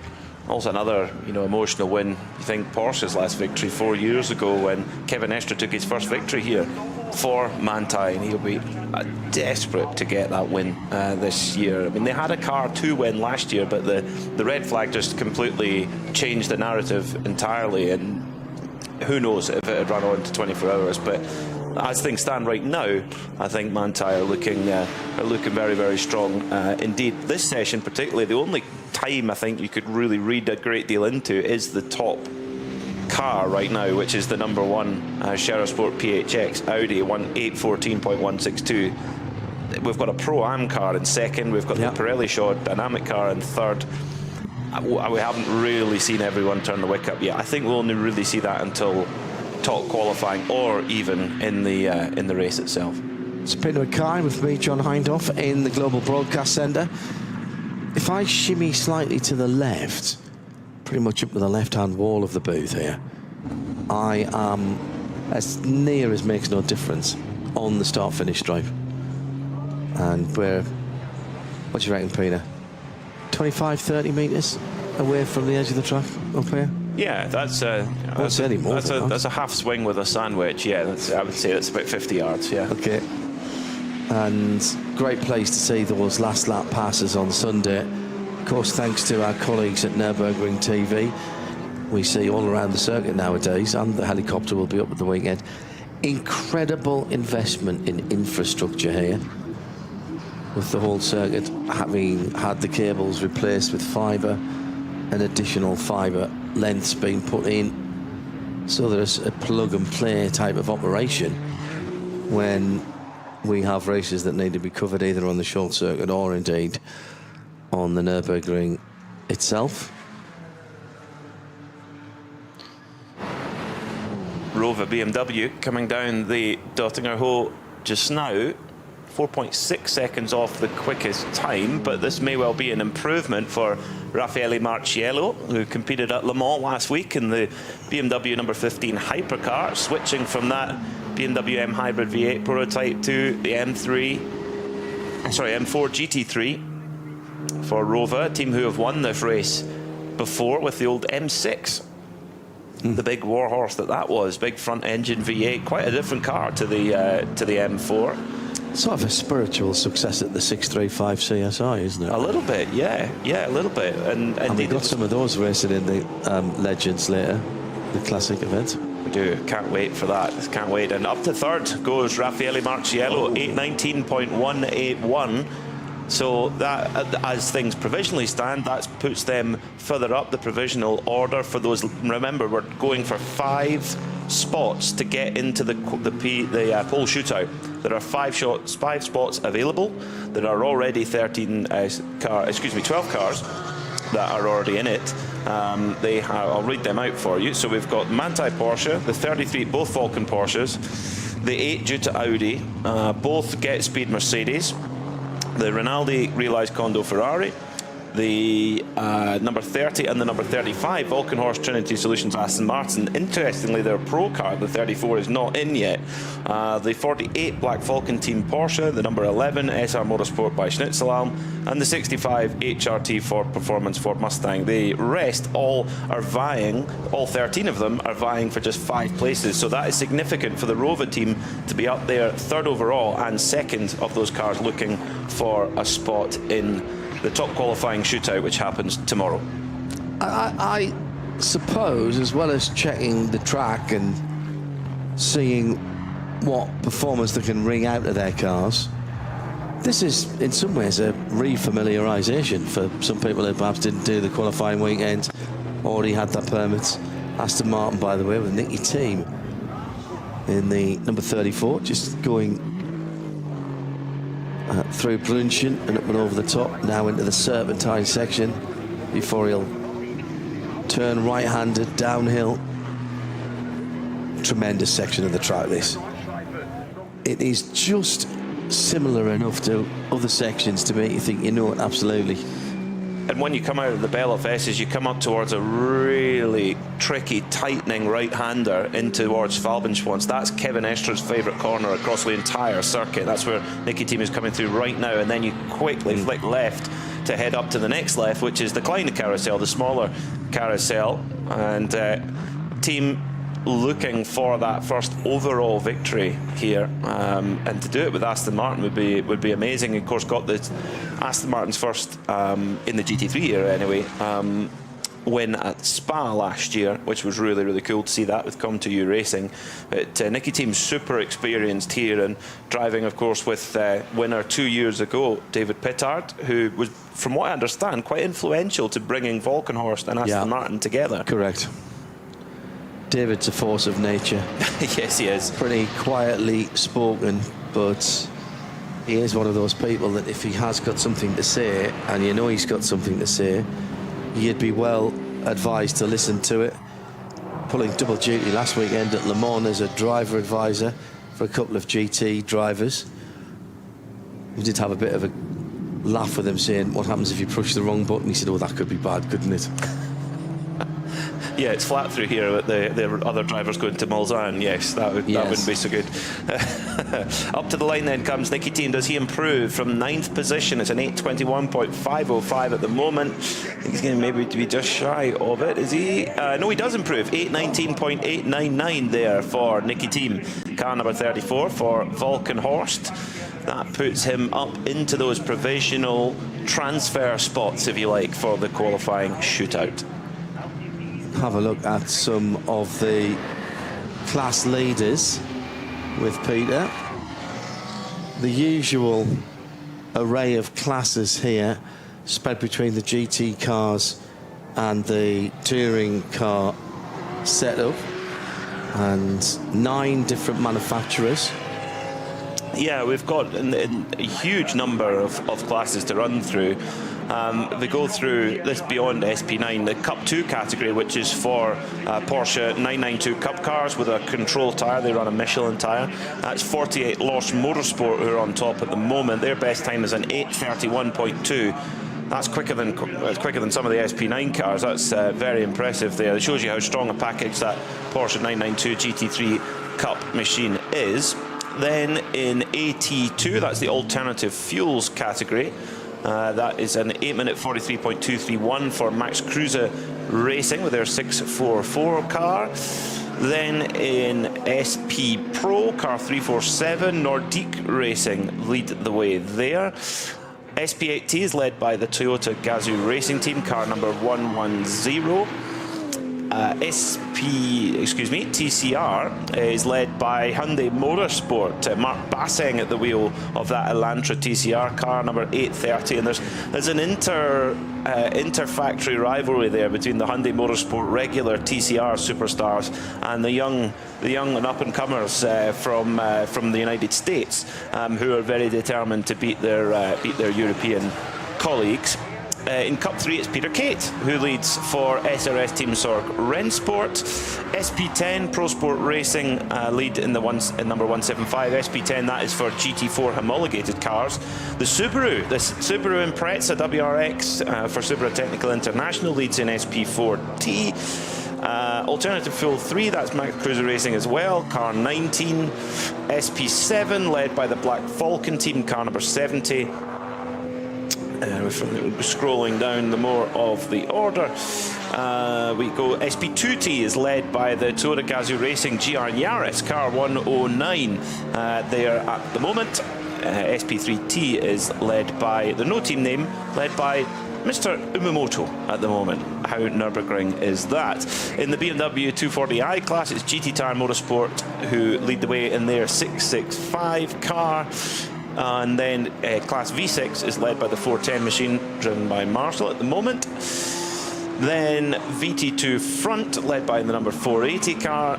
The VT2 Heka, number 504, that's SRS Team Sorg Rennsport, they're the class leader there. V5 is led by the 440 car, and I think that might be, no, we still go. BMW 325i, car 700 leads the way there. Then in SP3, it's car 277, and that is your class rundown. It's quite a rundown here. That is what the Nürburgring 24 is all about. We keep saying you have to recalibrate your brain even when you've been to an 8.5 mile circuit. This is pretty much exactly twice as long as Le Mans. No major changes in the times. Still the number 1 defending champion Audi leading it. Heading on to the Dottinger now. So that was about... When did he set that lap? Right at the beginning. Right. Yeah, right at the beginning. Yeah, straight out, bang, straight onto the top of the timesheets for the...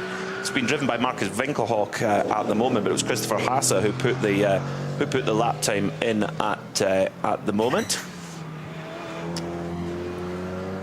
So we've got 18 minutes left on the clock here in this. There's no sessions are known as practice here. They're all known as qualifying. So we're setting the grid all the way through for the rest of the field out width of the top SP9 category. It's quite important to note that. So every lap is potential grid position, and with a grid as big as this, and some of the classes are very, very packed indeed, it makes quite a difference to be further up the order. In terms of the SP9, well, the jury is out on how important qualifying is. Of course, 24-hour race, you think how important can it be, but we do not have safety car resets here at the Nürburgring 24-hour. Every section of the track can be controlled. It can be taken to just a yellow flag, it can be a slow zone, it could be a code 60, it can be neutralized in certain areas that need to be neutralized to make it safe for the intervention teams and the marshals to work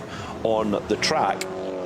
So we don't bring a safety car out. So therefore, if you lose time, you don't get it back. It's not like in, say, for example, the IMSA WeatherTech Championship, where a safety car will come out and you'll all bunch up behind it, and you can gain back time that you've lost.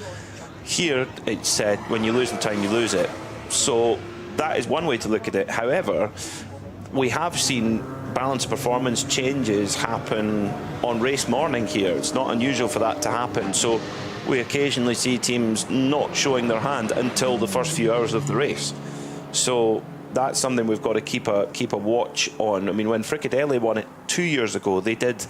We were actually really concerned at how little running they'd done, thinking, did they have a problem? Actually, they didn't. They were just keeping. They had a handful of aces, and they were just keeping it very close to the chest. What I still find extraordinary about that Fricadelli Ferrari win is there was not one single Ferrari factory driver or full Ferrari factory employee involved in that. Rinaldi was helping to run the car.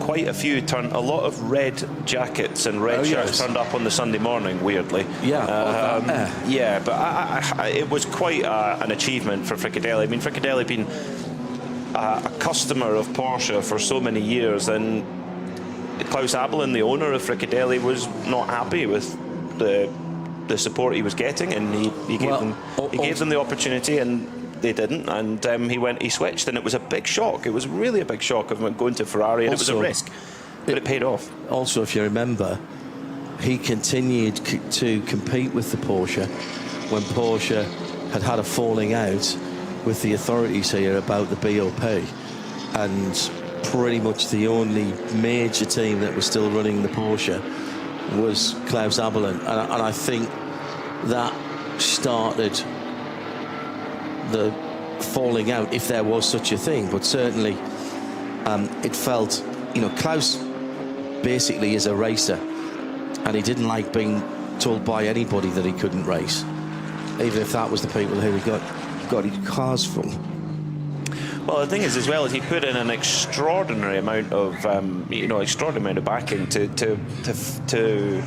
enter an SP9 car is a very, very expensive exercise, and he did so. And as you mentioned, John, 4 drivers that he picked himself. So, like you say, none of them were works drivers lent out to the team. They were all picked.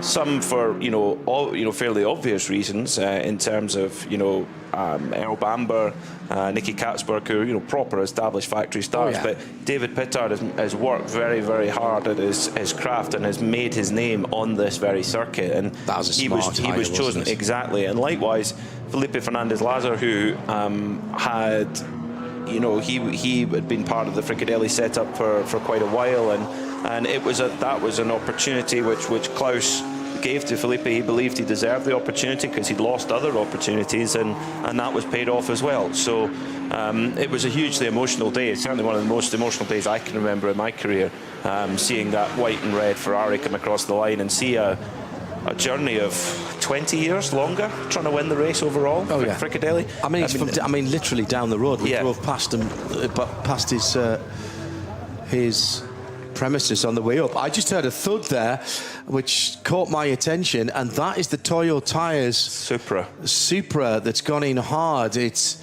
Kazuto Kotaka, the number 160 car, right underneath one of the camera towers at the end of the Hatzenbach, and actually heard that before we saw it, and that was a pretty big thud with just under 13 minutes still to go. Sitting in 49th position overall. Beautiful dark blue metallic. I am attracted to a dark blue car, as anybody who knows me knows. Me too. Yeah. Amazingly, the Supra looks like it might be able to drive away, trying to pull the car. He's got a bit of rash on the side of the car. We saw a Valkyrie that had similar rash on the side of the car the other day, coming off the tourist laps and driving on the street. It was coming towards us, and we thought, oh, look, a Valkyrie, amazing. And then the Valkyrie came close, and then on the left-hand side we saw, oh no, there was just scuffs all along the whole side of it. Grello in the pit lane, and the front end receiving some attention. New set of Michelin's going on. Actually, that's the same tyre coming off, but have they had a wee bit of a drama? Was in the mid-20s. Kevin Estre has hauled it up to 14th position. It was 22nd when Kevin Estre took that car out. Ayachan Guven did the early part of the session. Kevin Estre has taken over. Obviously, Thomas Preining, the Austrian driver, and Patrick Pilet, the other driver. You'd say that was a decent lineup. Now we've got a GT4 Cayman off as well, and that is a Cup 3 969 car. It's one of the Zorg Rennsport cars, and that's got suspension damage to the left rear. And as I say, it's the number 969 car. Interesting, Patrick Pilet, he's got a very, very good chance of winning the race this year because he's in 2 cars. He's in car number 16, the Sherasport PHX car, and the Manthey 911 too. So, couldn't really ask for much of a better opportunity, really. What about the regs in terms of how much time you can spend in each car? Because that's quite crucial. That I haven't checked yet. So, issue for that Cayman was at the Bell of Esses, which is a very, very fast part of the circuit. Yes, you come out of Flanskarten and then into the Bell of Esses. It's fast. Very, very, very Even fast. In a road car, that's fast. Yeah, I mean, in an SP9 car, you're pulling over 250k through there. So and you won't, the Cayman GT4 will not be slow either. And that will give the crew a lot of work to do. SRS Team Zorg Rennsport have a lot of cars to work on as well. They've got, actually, I think they're the only team who've got 2 garages because they're running so many cars. Them and Adrenaline. Have they got 2 as well? 2. They've got the last 2, I think, on pit out, bar 1 car. There's 1 car in there that's not theirs. SRS Zorg Rennsport and Adrenaline Motorsport will be the teams that you will hear us talking about in the class rundowns quite a lot. It was left rear suspension damage, by the way. And coming up to that part of the circuit now is the Hankook tyre entry Porsche. And that's an interesting one in the Hankook colours, and that car with 4 flashes on. Now, is that just because of the slowed down zone, or does that have its own problem? It came into view very, very slowly, Peter. It's double yellows here, so that's Marco Holz's Hankook Competition Europe machine. So in SP9 for the number 55 car. This car, there's the white, black, and orange machine. It's a fantastic livery, and it's when we saw it in the pits yesterday when we did our pit walk for Mittwoch Motorsport. As it's now going to be known as. They had a cuddly toy Tigger sitting on the roof. So I wonder if the car has been called Tigger. It's certainly Tigger colours. Tigger, the Disney character, that is, of course. I think there is a problem with that Hankook car. You're right, John, because some of the other cars have gone streaming past. So, and I don't see any damage to the tyres. So it could well be something different there. It's a bit of a worry, isn't it? There's quite a few. Porsches are quick, but we've seen a few with problems already in this opening session. It's not a particularly long session. We're an hour and 52 minutes in, and we've seen a couple of problems for the Porsches. So, a couple of quotes coming in. Norbert Siedler, who is in the Audi GT3 Evo 2, the number 84 car. I'm happy to be back. Haven't been here for 3 years. And actually, I didn't want to drive anymore, but then I got a call. It all has seemed cool to be here in the past. Being in a team that's for Austrians is, of course, fun. We'd rather not talk about the weather because you never know at the Nürburgring, but it's looking good. We hope it stays dry. Although we're well positioned in the rain with Michelin. First of all, we want to get the blue light and make sure we get into top qualifying. If we end up the top 10, we'd be satisfied. That blue light, actually, don't all the SP9 cars get a blue light now? Good question. Because they changed that a couple of years ago. He's been away. He's been away a little while. Yeah, I presume it must mean that you ought to get into the top qualifying then by what he's saying there. But the idea is that I was sitting in the driver's briefing this morning, and there is no blue flags here at night. There is during the daytime, but not during the night. And the replacement of that is the top SP9 cars have a flashing blue light in the to warn cars behind them that they're coming, because in the dark trying to judge the closing speed is quite difficult, and the speed differential is just enormous between some of the lower class cars and the SP9s. A lot of drivers talking about how lovely the weather is out there and how they're enjoying the weather. Interesting. Who did I just see that was saying that they hadn't used new tyres yet? They've been, it was the number 175 GT4 Aston. Yeah, that's probably understandable. Some of the teams have infinite budget where they can throw new tyres on whenever they like. Some of them don't. This is a very expensive exercise for a privateer team, so some of them might keep their tyres for a qualifying run later in the week when the track's rubbered in a bit more. They might think we're going to do it in cooler temperatures because the temperature is pretty warm out there, so they maybe want the track to cool off a little bit. If you've got the resource, perfect, throw them at the car, but it's not always the case. Amazing to see the blue oval here at the Nürburgring. Yes. They belong here racing in Germany, and it's wonderful to see them Ford pair up with one of the top teams here at the Nürburgring, HRT, Haupt Racing Team.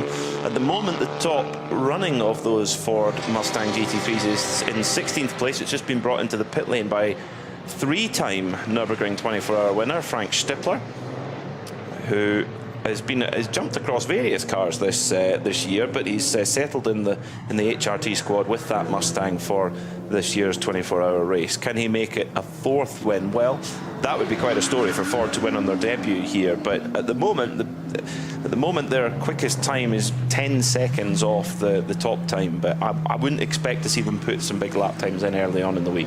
And finally, Peter, onto the start-finish straight, but of course not able to come directly into the pit lane Here comes the Hankook Porsche. They cannot get access to the pit lane here, and in fact, as they come into the front straight, there's a Golf TCR coming out onto the start line. Those cones will not be there during the race. We have to keep making that point. This is only for these early sessions. That's right, yeah. So it's just for the early sessions for the qualifying. Basically, it means that you can go. You don't have to go all the way around the Nordschleife to actually start a flying lap. So that's the idea: is that you loop, you cut out the. And you don't have to come back through the pits either. Yeah, exactly. So you can just get on with it and get your flying lap in. It's a really good idea, actually, fantastic idea. And then, but in the race, you of course will enter the pit lane in the normal way. As we have the track at the moment is far too covered in yellow flags and slow zones and code 60s for any representative outline lap to be set. Although we have a really clever thing on our timing screen which gives us a theoretical best. So it basically pairs up all 9 sectors and shows you what the ideal lap time would be. Now, but it is still by far and away quickest for the top car, number 1 Cherer Sport PHX Audi. But further down the field you can see that the 34 Aston, its ideal time is an 8:15, but the rest all hovering around 8:18, 8:19. So we still, how much of we have not learned a huge amount from this qualifying session. Well, I'm not sure the teams actually have either, Peter. I think they haven't driven. I think it will actually be a really useful session because they haven't driven in anything like these temperatures yet this season. Well, that is a fair point. Yeah, 3 minutes to go, and anyone who's in the pits now won't get another. Actually, no, of course they will. They would be able to nip out round the back, and that's the advantage of what Peter was saying earlier. But you'd have to go now to get out and round and start another flying lap. The Falcon 888 and the Porsche alongside it. Falcon have down through the years been great supporter of this event, and I think I'm right in saying that every year that we've been here, so that was from 2007 onwards, Falcon have had some interest in the race. They are the official tyre sponsor of the race. Left rear puncture on the Hankook car, and it didn't get all the way around the Grand Prix circuit. But at this point, with 2 minutes to go, it doesn't really matter. They'll use one of the snatch vehicles to pull that out of the way. He's ran past the Haig hook at turn 1, and they can drag him back into the pit lane there.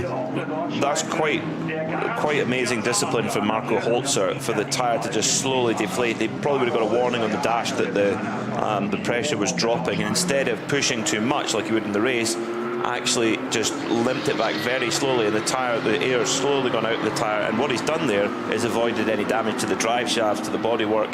Again, the Hankook competition mechanics, which I believe have a bit of help from Manthey, are going to be very happy with that. Spin for the multicoloured, one of the 2 multicoloured Astons, and that I think is one of the SP9 Pro-Am cars. Yes, it is. The Trinity Solutions GmbH car, and it's you've got the entry list there, but the entry list is there's two Brauer. It's now the car number 30. Yeah, that is for Trinity Solutions. This is the Volkenhorst team coming down into the Goodyear hairpin. It's just actually quite a quick hairpin because it's quite positively cambered and just loops it around. No harm, no foul. If you're going to make a mistake, make it on the Grand Prix track. Don't make it on the Nordschleife. Well, and you can actually just get back quicker as well, can't you? Because once he gets that fired up and pointing in the right direction, it'll be grand there. Yes, Christoph Breuer in that car, who was entered on the 786 Lamborghini as well earlier on. Now, I'm not entirely certain if he still is on that Lamborghini. Yes, he is. So he's got. Excuse me, no, he's not. It's Jörg Breuer who's in the number 30 Trinity car, and it is Christoph Breuer who's in the Lamborghini 787. So and driving along with the team boss, with Henry Volkenhorst himself and Stefan Aust and Christian Ballrath in that number 30 Aston Martin Vantage AMR GT3 Evo. They've got the new Evo package, which was launched last year, and not all the Aston Martin teams have it. A few of them running in the older configuration. That is effectively the art car for the RTL television telethon, the donation marathon, as it's called, for children's charity. There's two cars in those very distinctive colours. That now that I've been told that, I realise that's a sort of a cross between being a TV test card and cartoon kids on the cartoon children on the car. Time has run out on our first session, but of course anyone still on the circuit will be allowed to finish, so we could well get into 6 or 7 minutes of effectively time added on as long as you've crossed the line to start your final lap. So we could be 8 or 10 minutes beyond that. A couple of people who have just mistimed it coming back on the start-finish straight from out in the pit area. So I can't see any major improvements coming through. No, they're not, because there's some sector improvements, yes. But there's one slow zone and 3 code 60 zones out on the circuit, so there won't be any lap times. But on the previous lap for the number 33 Falcon car, put a personal best in sector 2, which is the latter part of the Grand Prix track, and sector 6. Sector 6, which is the run from just coming out of Exmühle up to Kesselchen. So that's a good idea of straight line speed up the hill and torque, actually. That's number 969 Porsche we saw in the barriers in the Stefan Bellof S.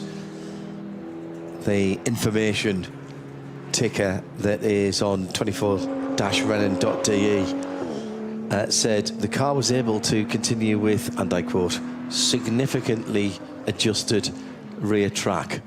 Yeah, and a bit of additional rear steering that I don't think Porsche at Weissach had built into that GT4 RS. Sven Muller from the number 33 Porsche 911, one of the 2 Falcon cars, speaking down in the pit lane a moment or two ago. The Nordschleife is always something special today. It's very hot. There's generally not a lot of grip on the track, but I think it will get faster with every lap as the rubber goes down. We're all doing our minimum 2 laps now so that we're qualified. Then we'll get into the rhythm and we'll find a setup and then fine-tune it a bit until tomorrow night. In this heat, you sweat a lot and you have to drink a lot, 4 or 5 litres at least. In the car, you have 1 litre for an hour. So that means when you get out, you're usually thirsty. That means you just haven't been able to drink enough. That is going to be a problem this weekend, I tell you that. Because it's not getting any cooler, Peter. No, it isn't. No, it's quite sticky here at the Nürburgring Nordschleife. So these the drivers at the front of the field, they are proper professionals. They know exactly what it's about. But it's quite a different challenge to what they faced at Le Mans a week ago. Much more mentally challenging over a lap. So much easier to make an error. And the consequences of an error are pretty significant here too. Interestingly, Mattia Drudi is going well in the number 34 Aston Martin for Volkenhorst Trinity Solutions. That is going, he's just set an absolute best through sector 3, which is basically from the Sabine Schmitz curve all the way down to the Kittelbacher Hole just before you turn into Flugplatz. So that's a good indication of, I would say, mid-speed corners. Lots of changes of direction there through the Hansenbach, and yeah, Drudy looking good through there in the Aston Martin. Hard to say really what they've got underneath them, but he's put a very strong time through that part of the circuit.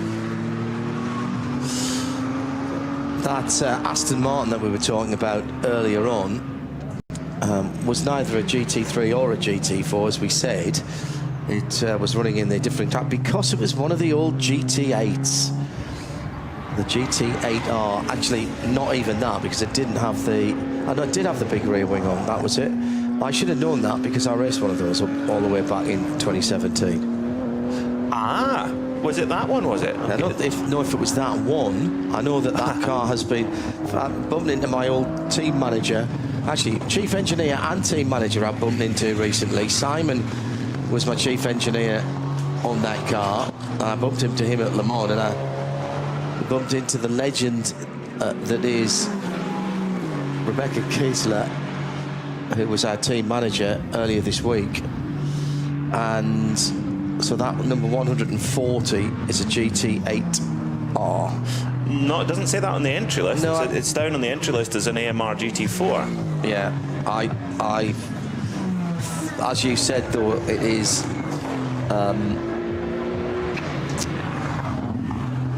it's not in the GT4 class, though, is it? No, it's an SP8T because it had a different aero. So it's if it's a GT4 car, as it is homologated, it goes in SP10. Correct. That is just for GT4.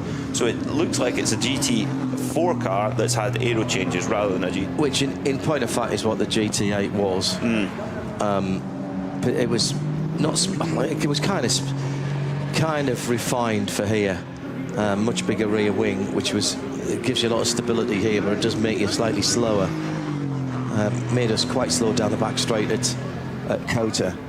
In that car. Our hashtag this weekend, by the way, at RSL_studio, RSL19N24. RSL19N24 is our hashtag.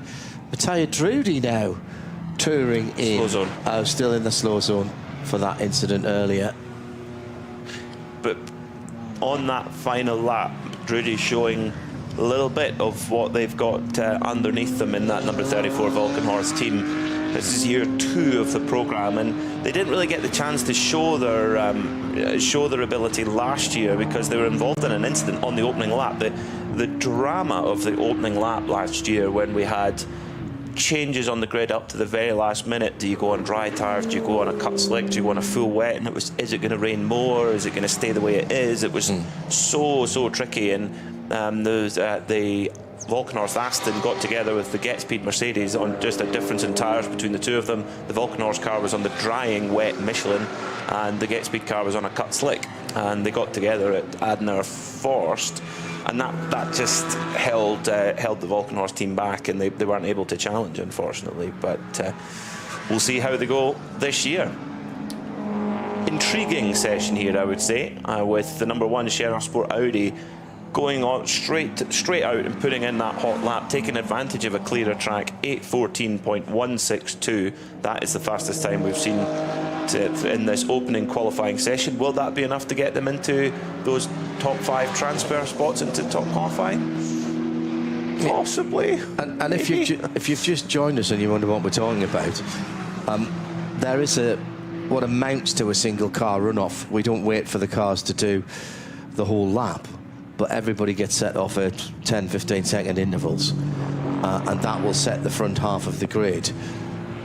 That comes up tomorrow, and there are 5 spots left in that haven't been taken up by a relatively complex calculation of the NLS and qualifying race results from the earlier part of the season. It only applies to the SP9 cars. Everyone else will qualify with their times in the qualifying session in the other classes. But there's nothing to stop an SP9 Pro-Am car getting into there, and they would be allowed to take their place, should I say. That's right, or indeed an AM car, because the AM cars are classified as Pro-Am for that. But absolutely, that's possible for that. In fact, there's 14 cars that are going for those 5 places, so I don't like those odds, really. So there could be some high-profile disappointments in there. I mean, the cars that are trying to qualify, both Shera Sport cars, the number 1 Audi and the number 16 Porsche from Shera Sport PHX. All of the Lamborghinis, the number 7 Conrad car, the 27 and 28 Apt cars, the 34 Valkenhorst cars, so the Pro Valkenhorst cars trying to get in, the 37 Pro Sport Aston Martin, the 54 Dynamic Porsche, the 55 Hankook car, 2 out of the 3 Ford, 63 and 64, the 84 Audi, the 98 Rover BMW, and the 786 Lamborghini. In the classes, the GT4 class, that's SP10. It was 185 ahead of 187 and 67. I'll let you look through because I'm going to rattle through these. In GT4, 175 Aston ahead of the 187 and the 67. In the smaller Porsche Cup class for the GT4s, it was 959 ahead of 962 and 977. In the BMW M240i Racing Cup, the 665 ahead of the 650 and the 658. In the 992 GT3 Cup class, 948 ahead of 901 and 900. Max Cruiser racing with the top two in AT3, 19 and 76 ahead of the 808.